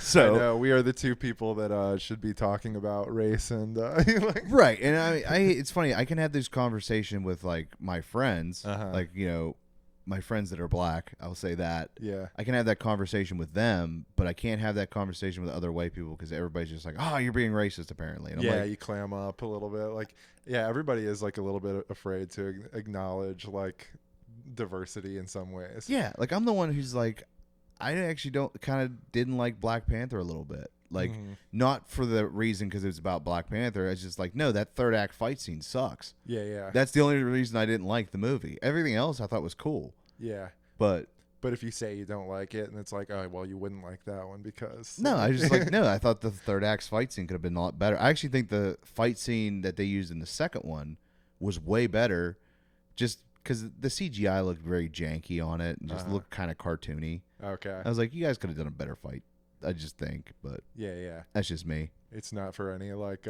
social like reasons that you don't like it. No, It's I just could like, care dude, the less. I fight was scene like, I think it sucked. was cool to see like a different, like I just like learning about different cultures and movies and stuff. Totally. Yeah, I didn't see Black Panther. I'm like so out of the superhero universe. It's kind of embarrassing at times. Do you like watch like a lot of like historical stuff? Like, Not really. I watched like I've actually just been watching like Seinfeld recently, which I always hated Jerry Seinfeld and thought he wasn't like very funny because it's always like it's super cheesy, you know, and it's like, oh, what's the deal with so and so? yeah. But after like just putting it on in the background, it's like super easily digestible 25-minute episodes. So if I'm like working from home or something like that and have that on the background, then you catch like snippets that you're like, man, I think I like this show actually. That's how I was with Frasier. Oh, really? Yeah, I was so I worked midnight shift and my mom would always like stay up and she'd watch like TV and she'd fall asleep. So when I come home, she would be asleep and the TV was on, and it was every time I'd come home it was Frasier.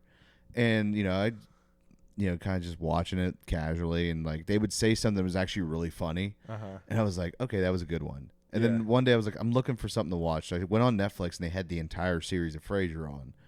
And it's actually a really funny show. Like I thought it was going to be too smart for me to understand. That's just like the facade. Deep down, it's just basic sitcom like tropes, and it's funny watching him get himself into a situation and have to deal with it. Because I'm like, oh, I've been in very similar situations. Yeah, like that. That's why some of those sitcoms are so good, is because like it feels a little cheesy, but like some of it is so relevant to real life, and you're like, oh man, even though this is like obviously scripted and whatever, it's like I've been there before. I can like put myself in this situation. And I love the reboot because the reboot is like him trying to have a relationship with his son, and he tries to force it. And he puts himself in awkward situations, like, "Oh, I'm going to get him and this one girl together," and he's trying to do it, and like without them knowing he's doing it. It's like, I get it. I've been in that situation where you're trying to help somebody out, but it's actually just made the situation way worse. Yeah, it's like almost any situation that I try to help out. Like, yeah. Yeah, I like, have you seen Black Mirror? I'm trying to think of other shows. Oh, do you like Black Mirror? Dude, Black Mirror rips. I think it's so good. I really like the episode. I heard they're doing a sequel episode to it with, it's the Star Trek ripoff. Oh, yeah. Like when the guy's like playing Star Trek in his head. Like there's doing a sequel to that. That one is so fucked up. Oh, yeah. They all are, but... That's fair. Yeah. I love the Black Mirror stuff. That's like one that you have to like pay attention to. Like you can't be doing anything else and watching Black Mirror and expecting to like. And they put you in like these situations where you're like, I don't know how I'd react to it. Yeah. Like it was did you ever watch the Striking Vipers episode? Yeah. That's one where it was like, I don't know if like this. Like I showed it to a buddy of mine. He was just like, I don't know how I feel about this. I was like, right? I was like, it's like because like I don't know how it works in their head. Like, yeah, you have to explain this to me in deeper, like in detail. Yeah, they're pushing the envelope with that one for sure. I like Adult Swim shows too. I haven't seen. Okay, what's a good Adult Swim show? Well, I always liked Robot Chicken. Oh yeah. Did you ever watch Smiling Friends? No. It is the most like. That's not a show to like experiment with drugs with, because you're gonna watch it and be like, oh my god, there's so much fucked up shit in this show. The first show is like they get called to help people, so like this guy calls himself like, I just want to kill myself, and when they show up to him, the entire episode, the guy just has a gun pointed to his head, just walking like they're walking places, and he's just walking with a gun pointed to his head the whole time. And he's like, if you guys can't make me happy, I'm just pulling the trigger. So like, there's intense pressure for that, and it's so dark and funny. And then like at the end, like I forget, like he kills something, and it actually makes him smile, and then that's what saves him. You're like, because just him killing inflicting harm on others is Yeah. what makes me happy. Yeah, it's like I think he killed a pest or something, and it Uh-huh. made him smile, and he was just like, I'm just gonna make a pest killing business. Yeah. And they're like, well, it wasn't what we wanted, but I guess it worked. Yeah, I found my calling here, and it involves pain for others. Yeah, and then they use different animation styles because it's all like, it's guys who made animated shorts on YouTube, and then they just incorporated like stop motion, like so there's like some Play-Doh characters against cartoon characters. It's weird. It's so fucking weird. Interesting multimedia thing. Like, yeah, I never got super into the Adult Swim stuff. I was definitely like a Nickelodeon kid though. That's growing fair. up. Yeah.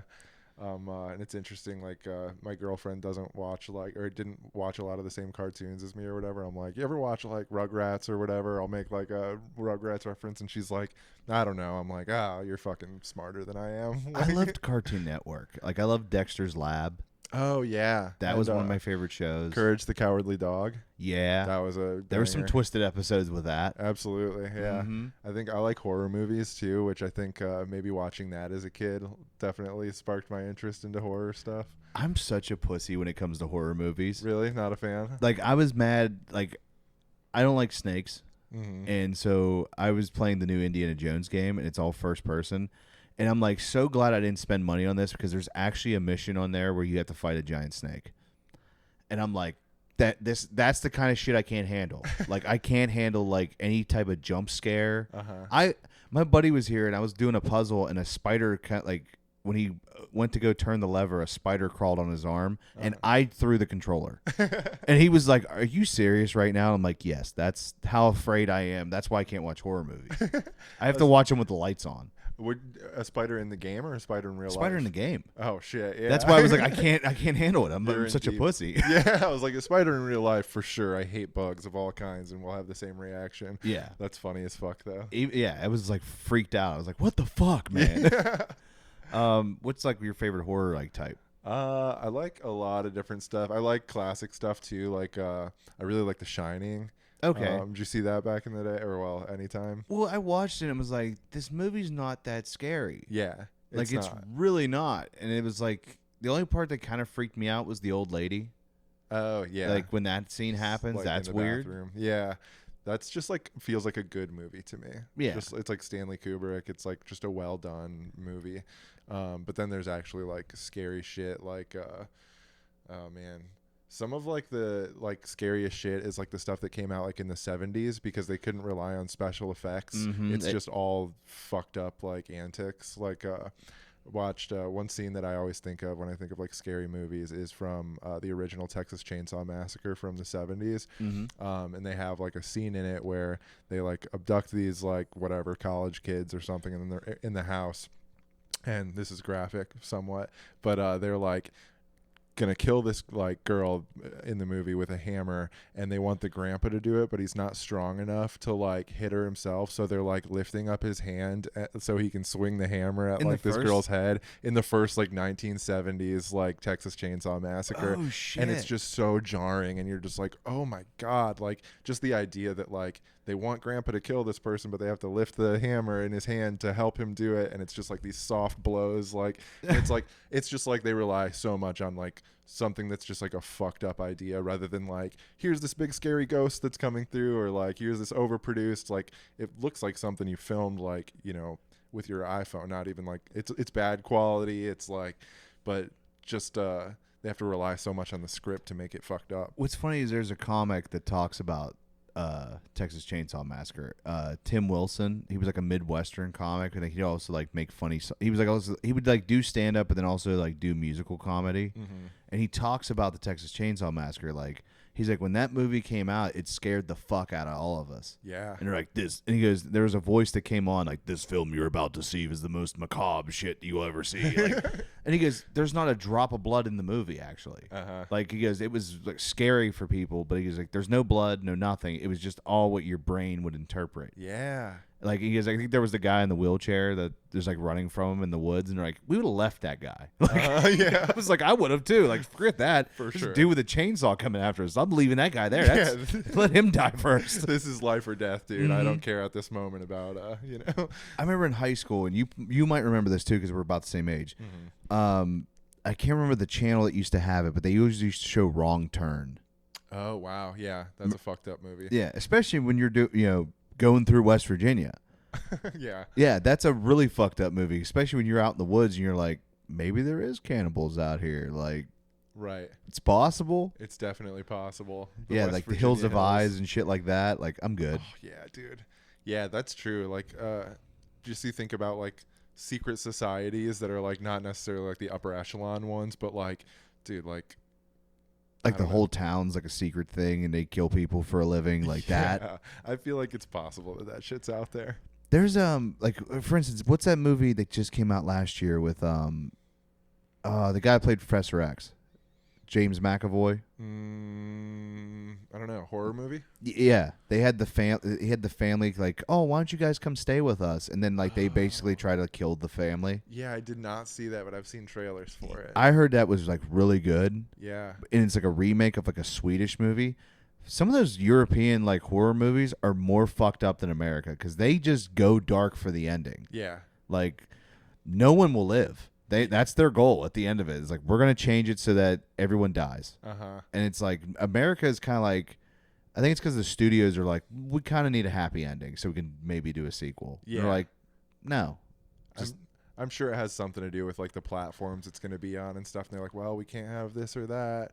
I heard in an interview somewhere that like in order to have something be like a Netflix original movie, it has to have like whatever, like something has to happen in like the first like 10 minutes. You have to have a scene where this happens or like that said. You can't have so long without any dialogue and stuff. So there are all these like, different like creative like blocks basically that you have to work around. Yeah. Which makes it so the director, like whoever's writing like the screenplay is like their hands are tied to like some things. It's not entirely their work. It's their work. Well, it used to be like a good thing. Like, for instance, like they said, like Netflix shows, they said Netflix, they could just write an episode and be done. They said where if you had to write for TV, you have to write so far and account for an ad break. And then write so far, account for another ad break. So kind of like you could break it up and like kind of like, okay, like this is clearly where Act 1 is. This is clearly where Act 2 is. Well, when you're doing a whole series that has no commercials, you have to like make your first act like the first 3 episodes. Or like have your beginning, middle, end, and then still lead into the next episode kind of thing. Yeah, I've never thought about that before, but that's true. Like when you watch a TV show from like the 90s or whatever, and like they have like even like, it goes dark after like the first act and then it goes to commercial. Like it's all very curated for TV. Yeah. Yeah, which like obviously streaming, we're not used to these commercials and shit anymore. So everything's just made to be digested in one. Yeah. One like meal. it's like, how do you transition from one scene to the next because you don't have that break?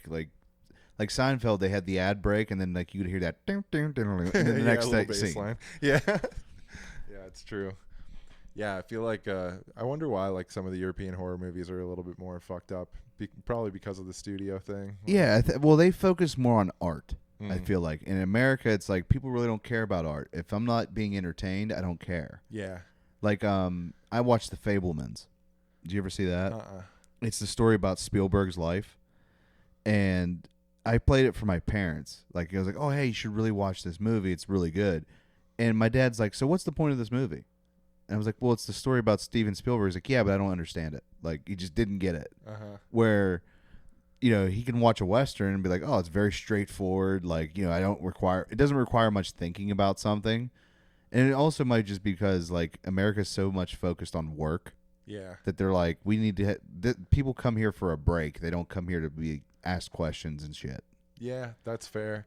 I like definitely have both of those feelings inside of me where I'm like, sometimes I just want to shut off my brain and watch something mindless. And then sometimes I'm like, I want to be challenged by a movie a little bit. Yeah. And I feel like a lot of movies aren't doing that now. They're just kind of just putting like, did you watch Gladiator 2? Not yet. It's terrible. Is it really? Fucking terrible. I've heard good things about it. Oh, I was so mad because like I went with Seth Queen. Okay. And he was like, all right, we're going to see Gladiator 2. It's going to be awesome. Because we're expecting what Gladiator 1 was. Too much CG. And, like, the characters weren't very likable. The action was kind of cheesy and stuff. And it was just definitely didn't match the same energy that the first one brought. Yeah. It just felt kind of like, I'm trying to compete with superhero movies. I'm like, no, just make the movie. Yeah, do the thing, dude. Yeah. That sucks. Sequels are usually a little worse, I think. I than feel like that's the why original. Top Gun 2 works better than Gladiator 2. Interesting. Because Top Gun's kind of that movie where it's like, yeah, it's just all noise. Yeah. You don't really have to say anything. Just have cool plane shit, and that's it. Yeah, for sure. And that movie had tons of cool plane shit. I mean, it made $1 billion. Uh-huh. Right? That's the one that kind of like saved the movie theaters. Mm, Because like people like went back multiple times to watch it. yeah. Like my brother-in-law didn't go to a theater until that came out. That's wild. Yeah. I feel like people don't go to the movies like they used to, just with streaming and stuff. That's like kind of a sad thing when like the last movie theater will inevitably close at one point. Yeah. Just like renting videos and stuff is no longer anything that is relevant. Like movie theaters, you think will definitely close at one point? At some point, I feel like it's going to go down. I mean, there's one that they charge way too much for you to go see a movie anymore. Mm-hmm. And it's also like people, like after COVID, people's priorities changed. Like they want to focus more on being together and having experiences because it was taken away from them. Yeah. So when you go see a movie, if that movie's not an experience, they have no reason to see it. Mm. I feel like that's just me though. Yeah, I get that. I think it's just too easy to be in your living room and like, you know, you can watch the movie for $20 like if it's brand new. Yeah. Or you can like go out to the theater, but I think And you can have people come over and chip in, and it's like, hey guys, you all want to watch this movie? I'll pay $20. You all give me $5 and bring snacks. great. Yeah. Yeah. And have a beer, watch the movie, whatever. Whereas like last time I went to the theaters, I think I saw that Trapped movie in the theaters, and it was like it felt really good and nostalgic to be in the movie theater, and it like was a good vibe. And then like while my girlfriend and I are watching the movie, there's like these fucking like 5 like high school kids that are just like talking full volume during the entire thing, and I'm like, actually like this is pretty much like doing anything else in public. Like everything, like just like the human beings that are also there with you are Yeah. like ruining the experience. That's why I loved concerts and stuff. Like I loved going to concerts because it's like you can't watch a concert on YouTube. Yeah. You could, it sucks Uh-huh. because you don't actually there to experience the moment. The like energy. to see, like, you know, it does feel like the artist is talking to you. Mhm. When you're watching him do it live, you're watching him talk to somebody else, Totally. and you're not there. So even VR takes away from that, I feel. Uh-huh. So because like unless VR's there and they can see you, it's not, you don't believe it. Yeah. And there's something about just being in a room full of people that are there for the same reason as you. Like people aren't passionate about like the movie they're seeing like in theaters as they are about like an artist that they're going to see. So like you're watching like your favorite musician, your favorite comic, you know, every single person in that room paid the ticket price and is there to like experience this with you. So there's like an unspoken energy in the room that just makes it that Yeah. much better. I feel like the two people that'd be really good to go see movies with is Seth Queen and Johnny Trafficante, because those guys understand movies. Yeah. Like they are open to go see whatever, and they'll go see the boring movie that nobody else will. Mm. Like those, if you're ever down, like if you want people to go see movies with, always hit up Johnny T and Seth Queen. Interesting. Big movie people. Hell yeah! I Like did not I've know been that. trying to get people like together to like to want to do movies and stuff, but everyone. I mean, most people have shows and stuff. Mhm. I know Chris Scriva, he'll go like in the middle of the day, but I'm to like, go to the theater. yeah, because he's like, there's nobody there. You can kind of do what you want. Yeah. You get any seat you want. Yeah, I had that thought the other day. I was like driving by a movie theater, and like my girlfriend works some weekends or whatever, so I just like have the day, and I'm just like, huh, like what do I do today? And like I was driving by a movie theater, and I was like, what if I just went and caught a matinee? And I didn't do it, but I was like, that actually kind of sounds like. So I have the monthly subscription to Cinemark. Oh, okay. So you get one free movie ticket a month, nice. and it's like $12. Well, that's what you'd pay to go see a movie anyway. yeah. But if I don't go for like 4 months, I have 4 tickets saved up. Oh, so they if roll I over? want, yeah. So if I want to, I can go see 4 movies in a weekend. Oh, that's nice. Or like, you know, like I had 4 tickets saved up, and I asked my dad, I was like, "You want to go see Captain America?" And I just bought 3 tickets for me, him, and my brother. Oh, sweet. And it's like, all right, that just technically I paid that off over 3 months. Uh-huh. Or, you know, That's great because it also forces you to like get out and watch the movie a little bit where you're like, like I'm not necessarily thinking about going to the movies, but you're like, well, I have this free ticket, I might as well. yeah. I think AMC has this thing like that too. You can go see like whatever movie you want. Nice. I like going to see old movies in a theater. Like I seen yeah. Princess Bride in the movie theater. Oh, nice. Completely different than seeing it at home. Like it felt cool. Like, oh, must would have been like to see this in the '80s when it came out. Yeah. Did you see it at like a different cinema? Like, did you see it at like Row House or something like that? No, I think it was like at Cinemark because sometimes they do like that in the summertime. Oh, do they? But it's only like one day, like 2 showings. That's it. Oh, gotcha. So like if you're gonna do it, like it's not really gonna sell out. Like they did South Park one time, the movie. Oh, wow. And I was like, oh, that would have been awesome to see. That's like, great. with a bunch of buddies. Like, oh, let's go see South Park again. Totally. And everybody's like, you can watch it at home. Like, it doesn't beat being in a theater, It's man. different, dude. It's the energy. Yeah. I went and saw Big Lebowski like in theaters, like a few years ago, like a screening of it. Have you seen Big Lebowski? Oh yeah. Yeah. And they like did like a whole bar special with it at Oaks Theater in Oakmont. Okay. And they served like White Russians and stuff. Nice. So it was like White Russians are so fucking good. they are, dude. It's fucking ice cream. It's like Dude, I went to you know Julian? yeah. Julian was with me in Austin, and we went to Red Band's club at Sunset. I think it's Sunset Strip. Yeah.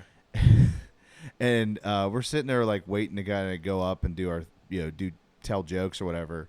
And I'm like, you know what? I'm gonna order a drink from the bar.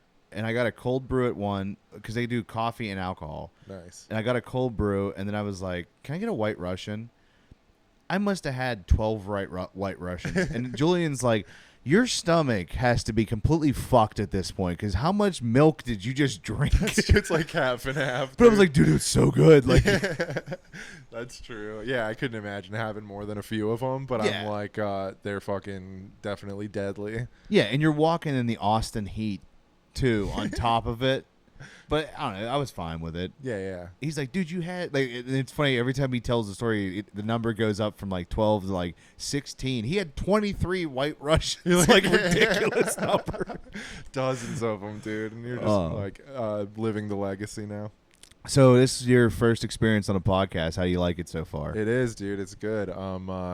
Yeah, there's always like the anxiety in my head that I'm like, I'm gonna run out of stuff to talk about. We're just gonna stare There's at no each other. pressure. I try to keep it as chill as possible. Like I'm having like tomorrow. Like I think Monday.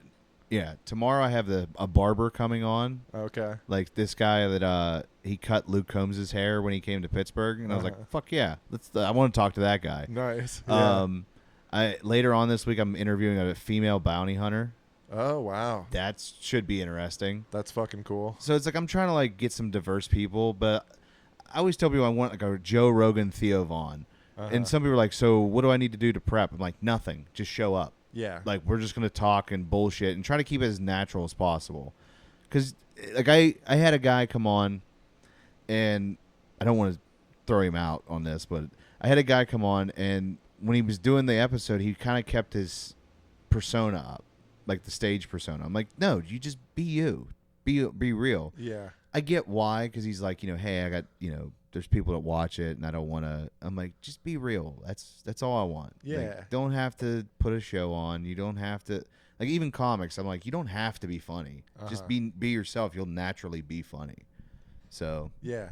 I'm trying to keep it as honest as possible. That's cool. Yeah, and like just because you're kind of speaking naturally and stuff like that doesn't mean you're saying like fucked up stuff that like you're like, oh man, I don't want my employer to hear this or whatever. Like you're just kind of shooting the shit. It's fine. Like I've actually had some people I work with. I was like, hey, would you be down to do this? And they're like, I don't have any. Like I'm not famous. I'm like, no, but you're an engineer that was a Marine, and that's the stuff I want to hear. Because he would tell me like stories about like, yeah, when we were on base, we used to party and do all kinds of shit. I'm like, talk about that. That's all you have to talk about. It's interesting stuff that not a lot of people have experience with. Yeah. Like I heard like a Rogan tell us he was talking to some guy that was in Iraq, and he was telling some fucked up story. So I went to my buddy and was like, hey, did that ever happen? He's like, all right, so let me tell you how the base was laid out. And he was he was like basically like, yeah, some fucked up shit happened that no one ever talks about. Yeah. I'm like, oh, like tell that. Yeah, people are interested in that for sure. Yeah, I was like, I'll leave your name out, dude. Like, if the army comes and asks, I'm like, I'm not telling you. Like, he's this guy just chilling. Like, he's not telling things he can't talk about. For sure. Yeah. Yeah, that's interesting. I think that was like something I brought up like when we were initially talking about me coming on the podcast. Is like I was like, I don't know how interesting I am here, and you're like, dude, just talk about fucking whatever. Yeah, And, you want to talk about stand-up, you're welcome to talk about stand-up. You want to talk about movies, we can talk about movies. Yeah, it's Yeah, cool. It's loose. Yeah, it feels low pressure, which I appreciate. You're running a good thing here. All right, so let's see. You do comedy, you go to work. Like, what do you do, like, if you're not doing any of those? Like, do you still play, like, tinker around and that, like that? Dude, yeah, I tinker around with guitar and stuff, and like I was saying, it's just kind of like taxing to try and play music with like other people sometimes, and like trying to figure out the group dynamic. So like for a while, I was actually trying to do like a solo, like this is sort of up your alley, like a country leaning project. Okay. Just like by myself, because I was like, and I'm not a singer, but I can carry a tune or whatever. So I'm like, maybe if I can just like be doing this by myself and like pushing a creative like project forward, and like so I wrote like 3 like acoustic songs or whatever. Oh, nice. And then was like kind of like created like an Instagram or whatever for it. and Fuck, stuff. man, you ought to come out tomorrow night. What's tomorrow? Tomorrow's so at the time of recording, this will drop on a Friday, so it's going to sound like I said Saturday. But no, on Monday nights, Rogue Barbecue has an open mic, and it does comedy, but they also can do music. Oh, really? So like, if you want to come and like, you want to do stand up and say, hey, is it cool if I also play music? You're welcome to. That's pretty cool. So I mean, yeah, Gilkey's hosting tomorrow, and the food's really good too. Barbecue, you can't go wrong. Yeah. So if you want, and then if you want, you let them know ahead of time, like, hey, I'm trying to do this, and hit Getaway. You can easily do the same. Yeah, like, because 2 Getaway mics. is right by my house, so I always hit that one. Yeah. It's so close. I've been meaning to hit the Rogue one though. Or if you hit Getaway, just come head straight up from there. Yeah, it's in Homestead, right? Yeah. Cool. Yeah, dude, I need to hit that one. I think that might be one of the few mics that I've like never done. Yeah. Which is a newer one, right? Yeah, it's a newer one. Okay. It started like becoming recurring like first of the year. Oh, okay, cool. So I'm not like totally Yeah, out of the it's loop on it. understandable. Like, there's a lot of people that have missed that one just because it's still newer. Yeah. But yeah, that one's cool because you can do music too there. So yeah, you should definitely come out and like play some music there. Dude, yeah, I'm like afraid of the two worlds touching, sort of. Where It's I'm not like, it shouldn't be really a fear. I mean, some people will say, "Oh, music company's hacky." It's not hacky. Yeah, if you can pull it off and it's actually funny, who gives a shit? Look at Yeah. Mike Travers. He's a Pittsburgh comic that does music. that does the guitar thing. Yeah, he wrote he had a song. I remember seeing him live, and he had this song about he was like, my girlfriend is blind, and he like had a song about that. It's on YouTube. Okay. And then he wrote a song about why he loves Pittsburgh, and it's really like they play it on DV all the time. Oh, really? So yeah, like if you can do it well and you can make funny songs, fuck it, go for it. That's what I tell people. I think my like hold up is when I was like writing like acoustic songs, they're all like very serious. So it's like, and my comedy is like very goofy. So I'm like, these two things are so fucking opposite. Hell, there's people look at Weird Al. He's made a career off of making song parodies. Yeah, what a dog, dude. That's so cool. And like you're thinking like, how many things can you parody? And it's like, oh, it just comes every song that comes out, he can almost like write a parody for it. Yeah, it's endless. And it's all material. like pretty clean. Yeah. Yeah, like, that's for true. the most part. Yeah, Weird Al's the man, dude. You ever see UHF? Oh my What's god! that? You ever watch UHF? No. It's Weird Al's movie he made where it's like he gets in charge of a cable access show, and so he's like trying to make the show like the channel popular. And it's like UHF was like a frequency or something that in the 80s. Okay. So like definitely dated, but there's like they remade the music video for, I can't remember what it's called. I think it's Money for Nothing. The Dire Straits song. Yeah. He remade it, except did it the Beverly Hillbillies theme. Okay. So like he's like, I knew a little guy named Jay. I can't remember how it goes, but they redid the music video and everything with CG graphics, and it's awesome. That's awesome. Yeah, and like there's one point like he parodies Rambo 3, and he just like keeps shooting at this guy. It's amazing. Funny as fuck. I love that something so like silly like that just has a fucking monster budget to like just like go as far as you want to take it. Well, back then you could make a movie for like $5 million, and it would be easy to remake your stuff. Now everything's $100 million budget, and be like, well, we set up a sequel, but it didn't do very well because it wasn't that great of a movie. I'm like, well, if you made it cheaper, you could have made a sequel. Like, Yeah. these horror movies are making for like $5 million. Uh-huh. Like, I think was it The Invisible Man?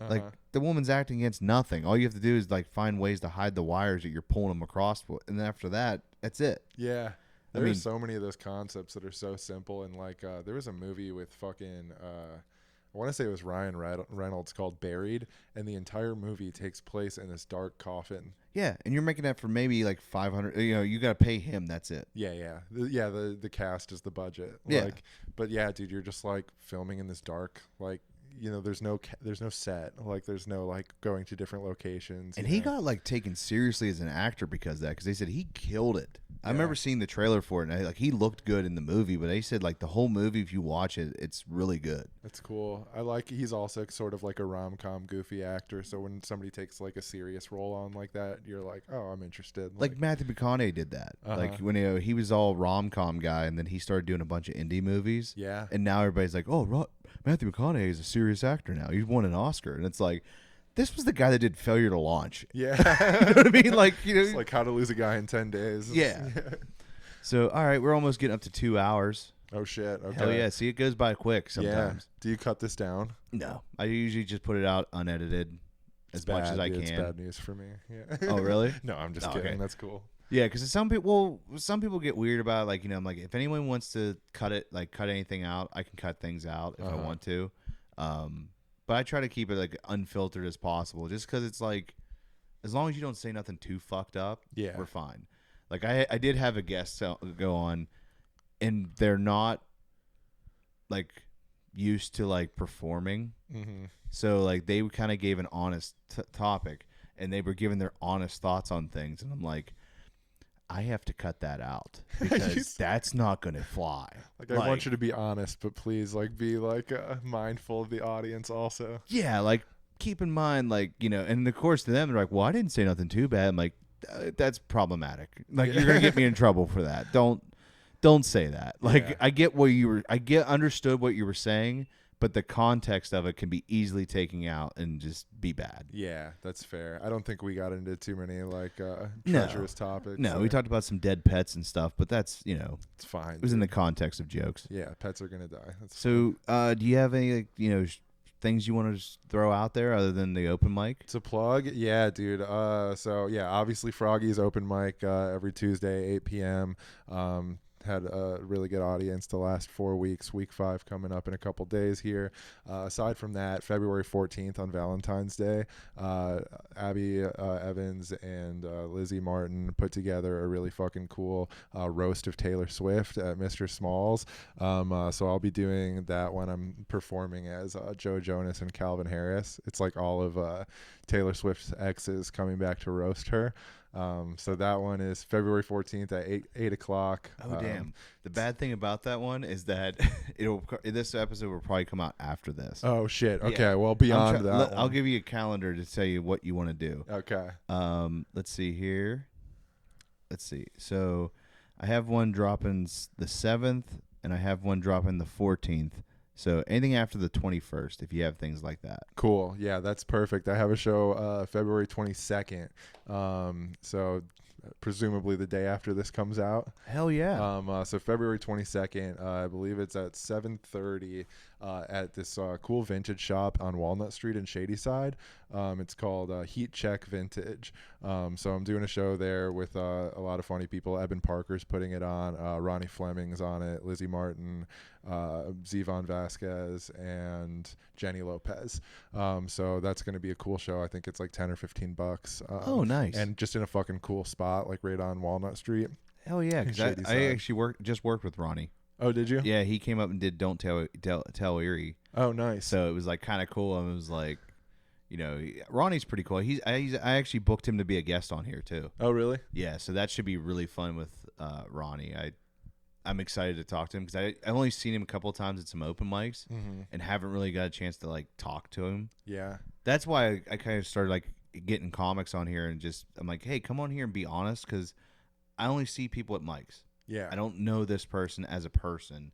Let me have people come on and just be honest. It's true. And then I'm trying to make it more diverse too, because some people just don't care if it's a local comic. You know what I mean?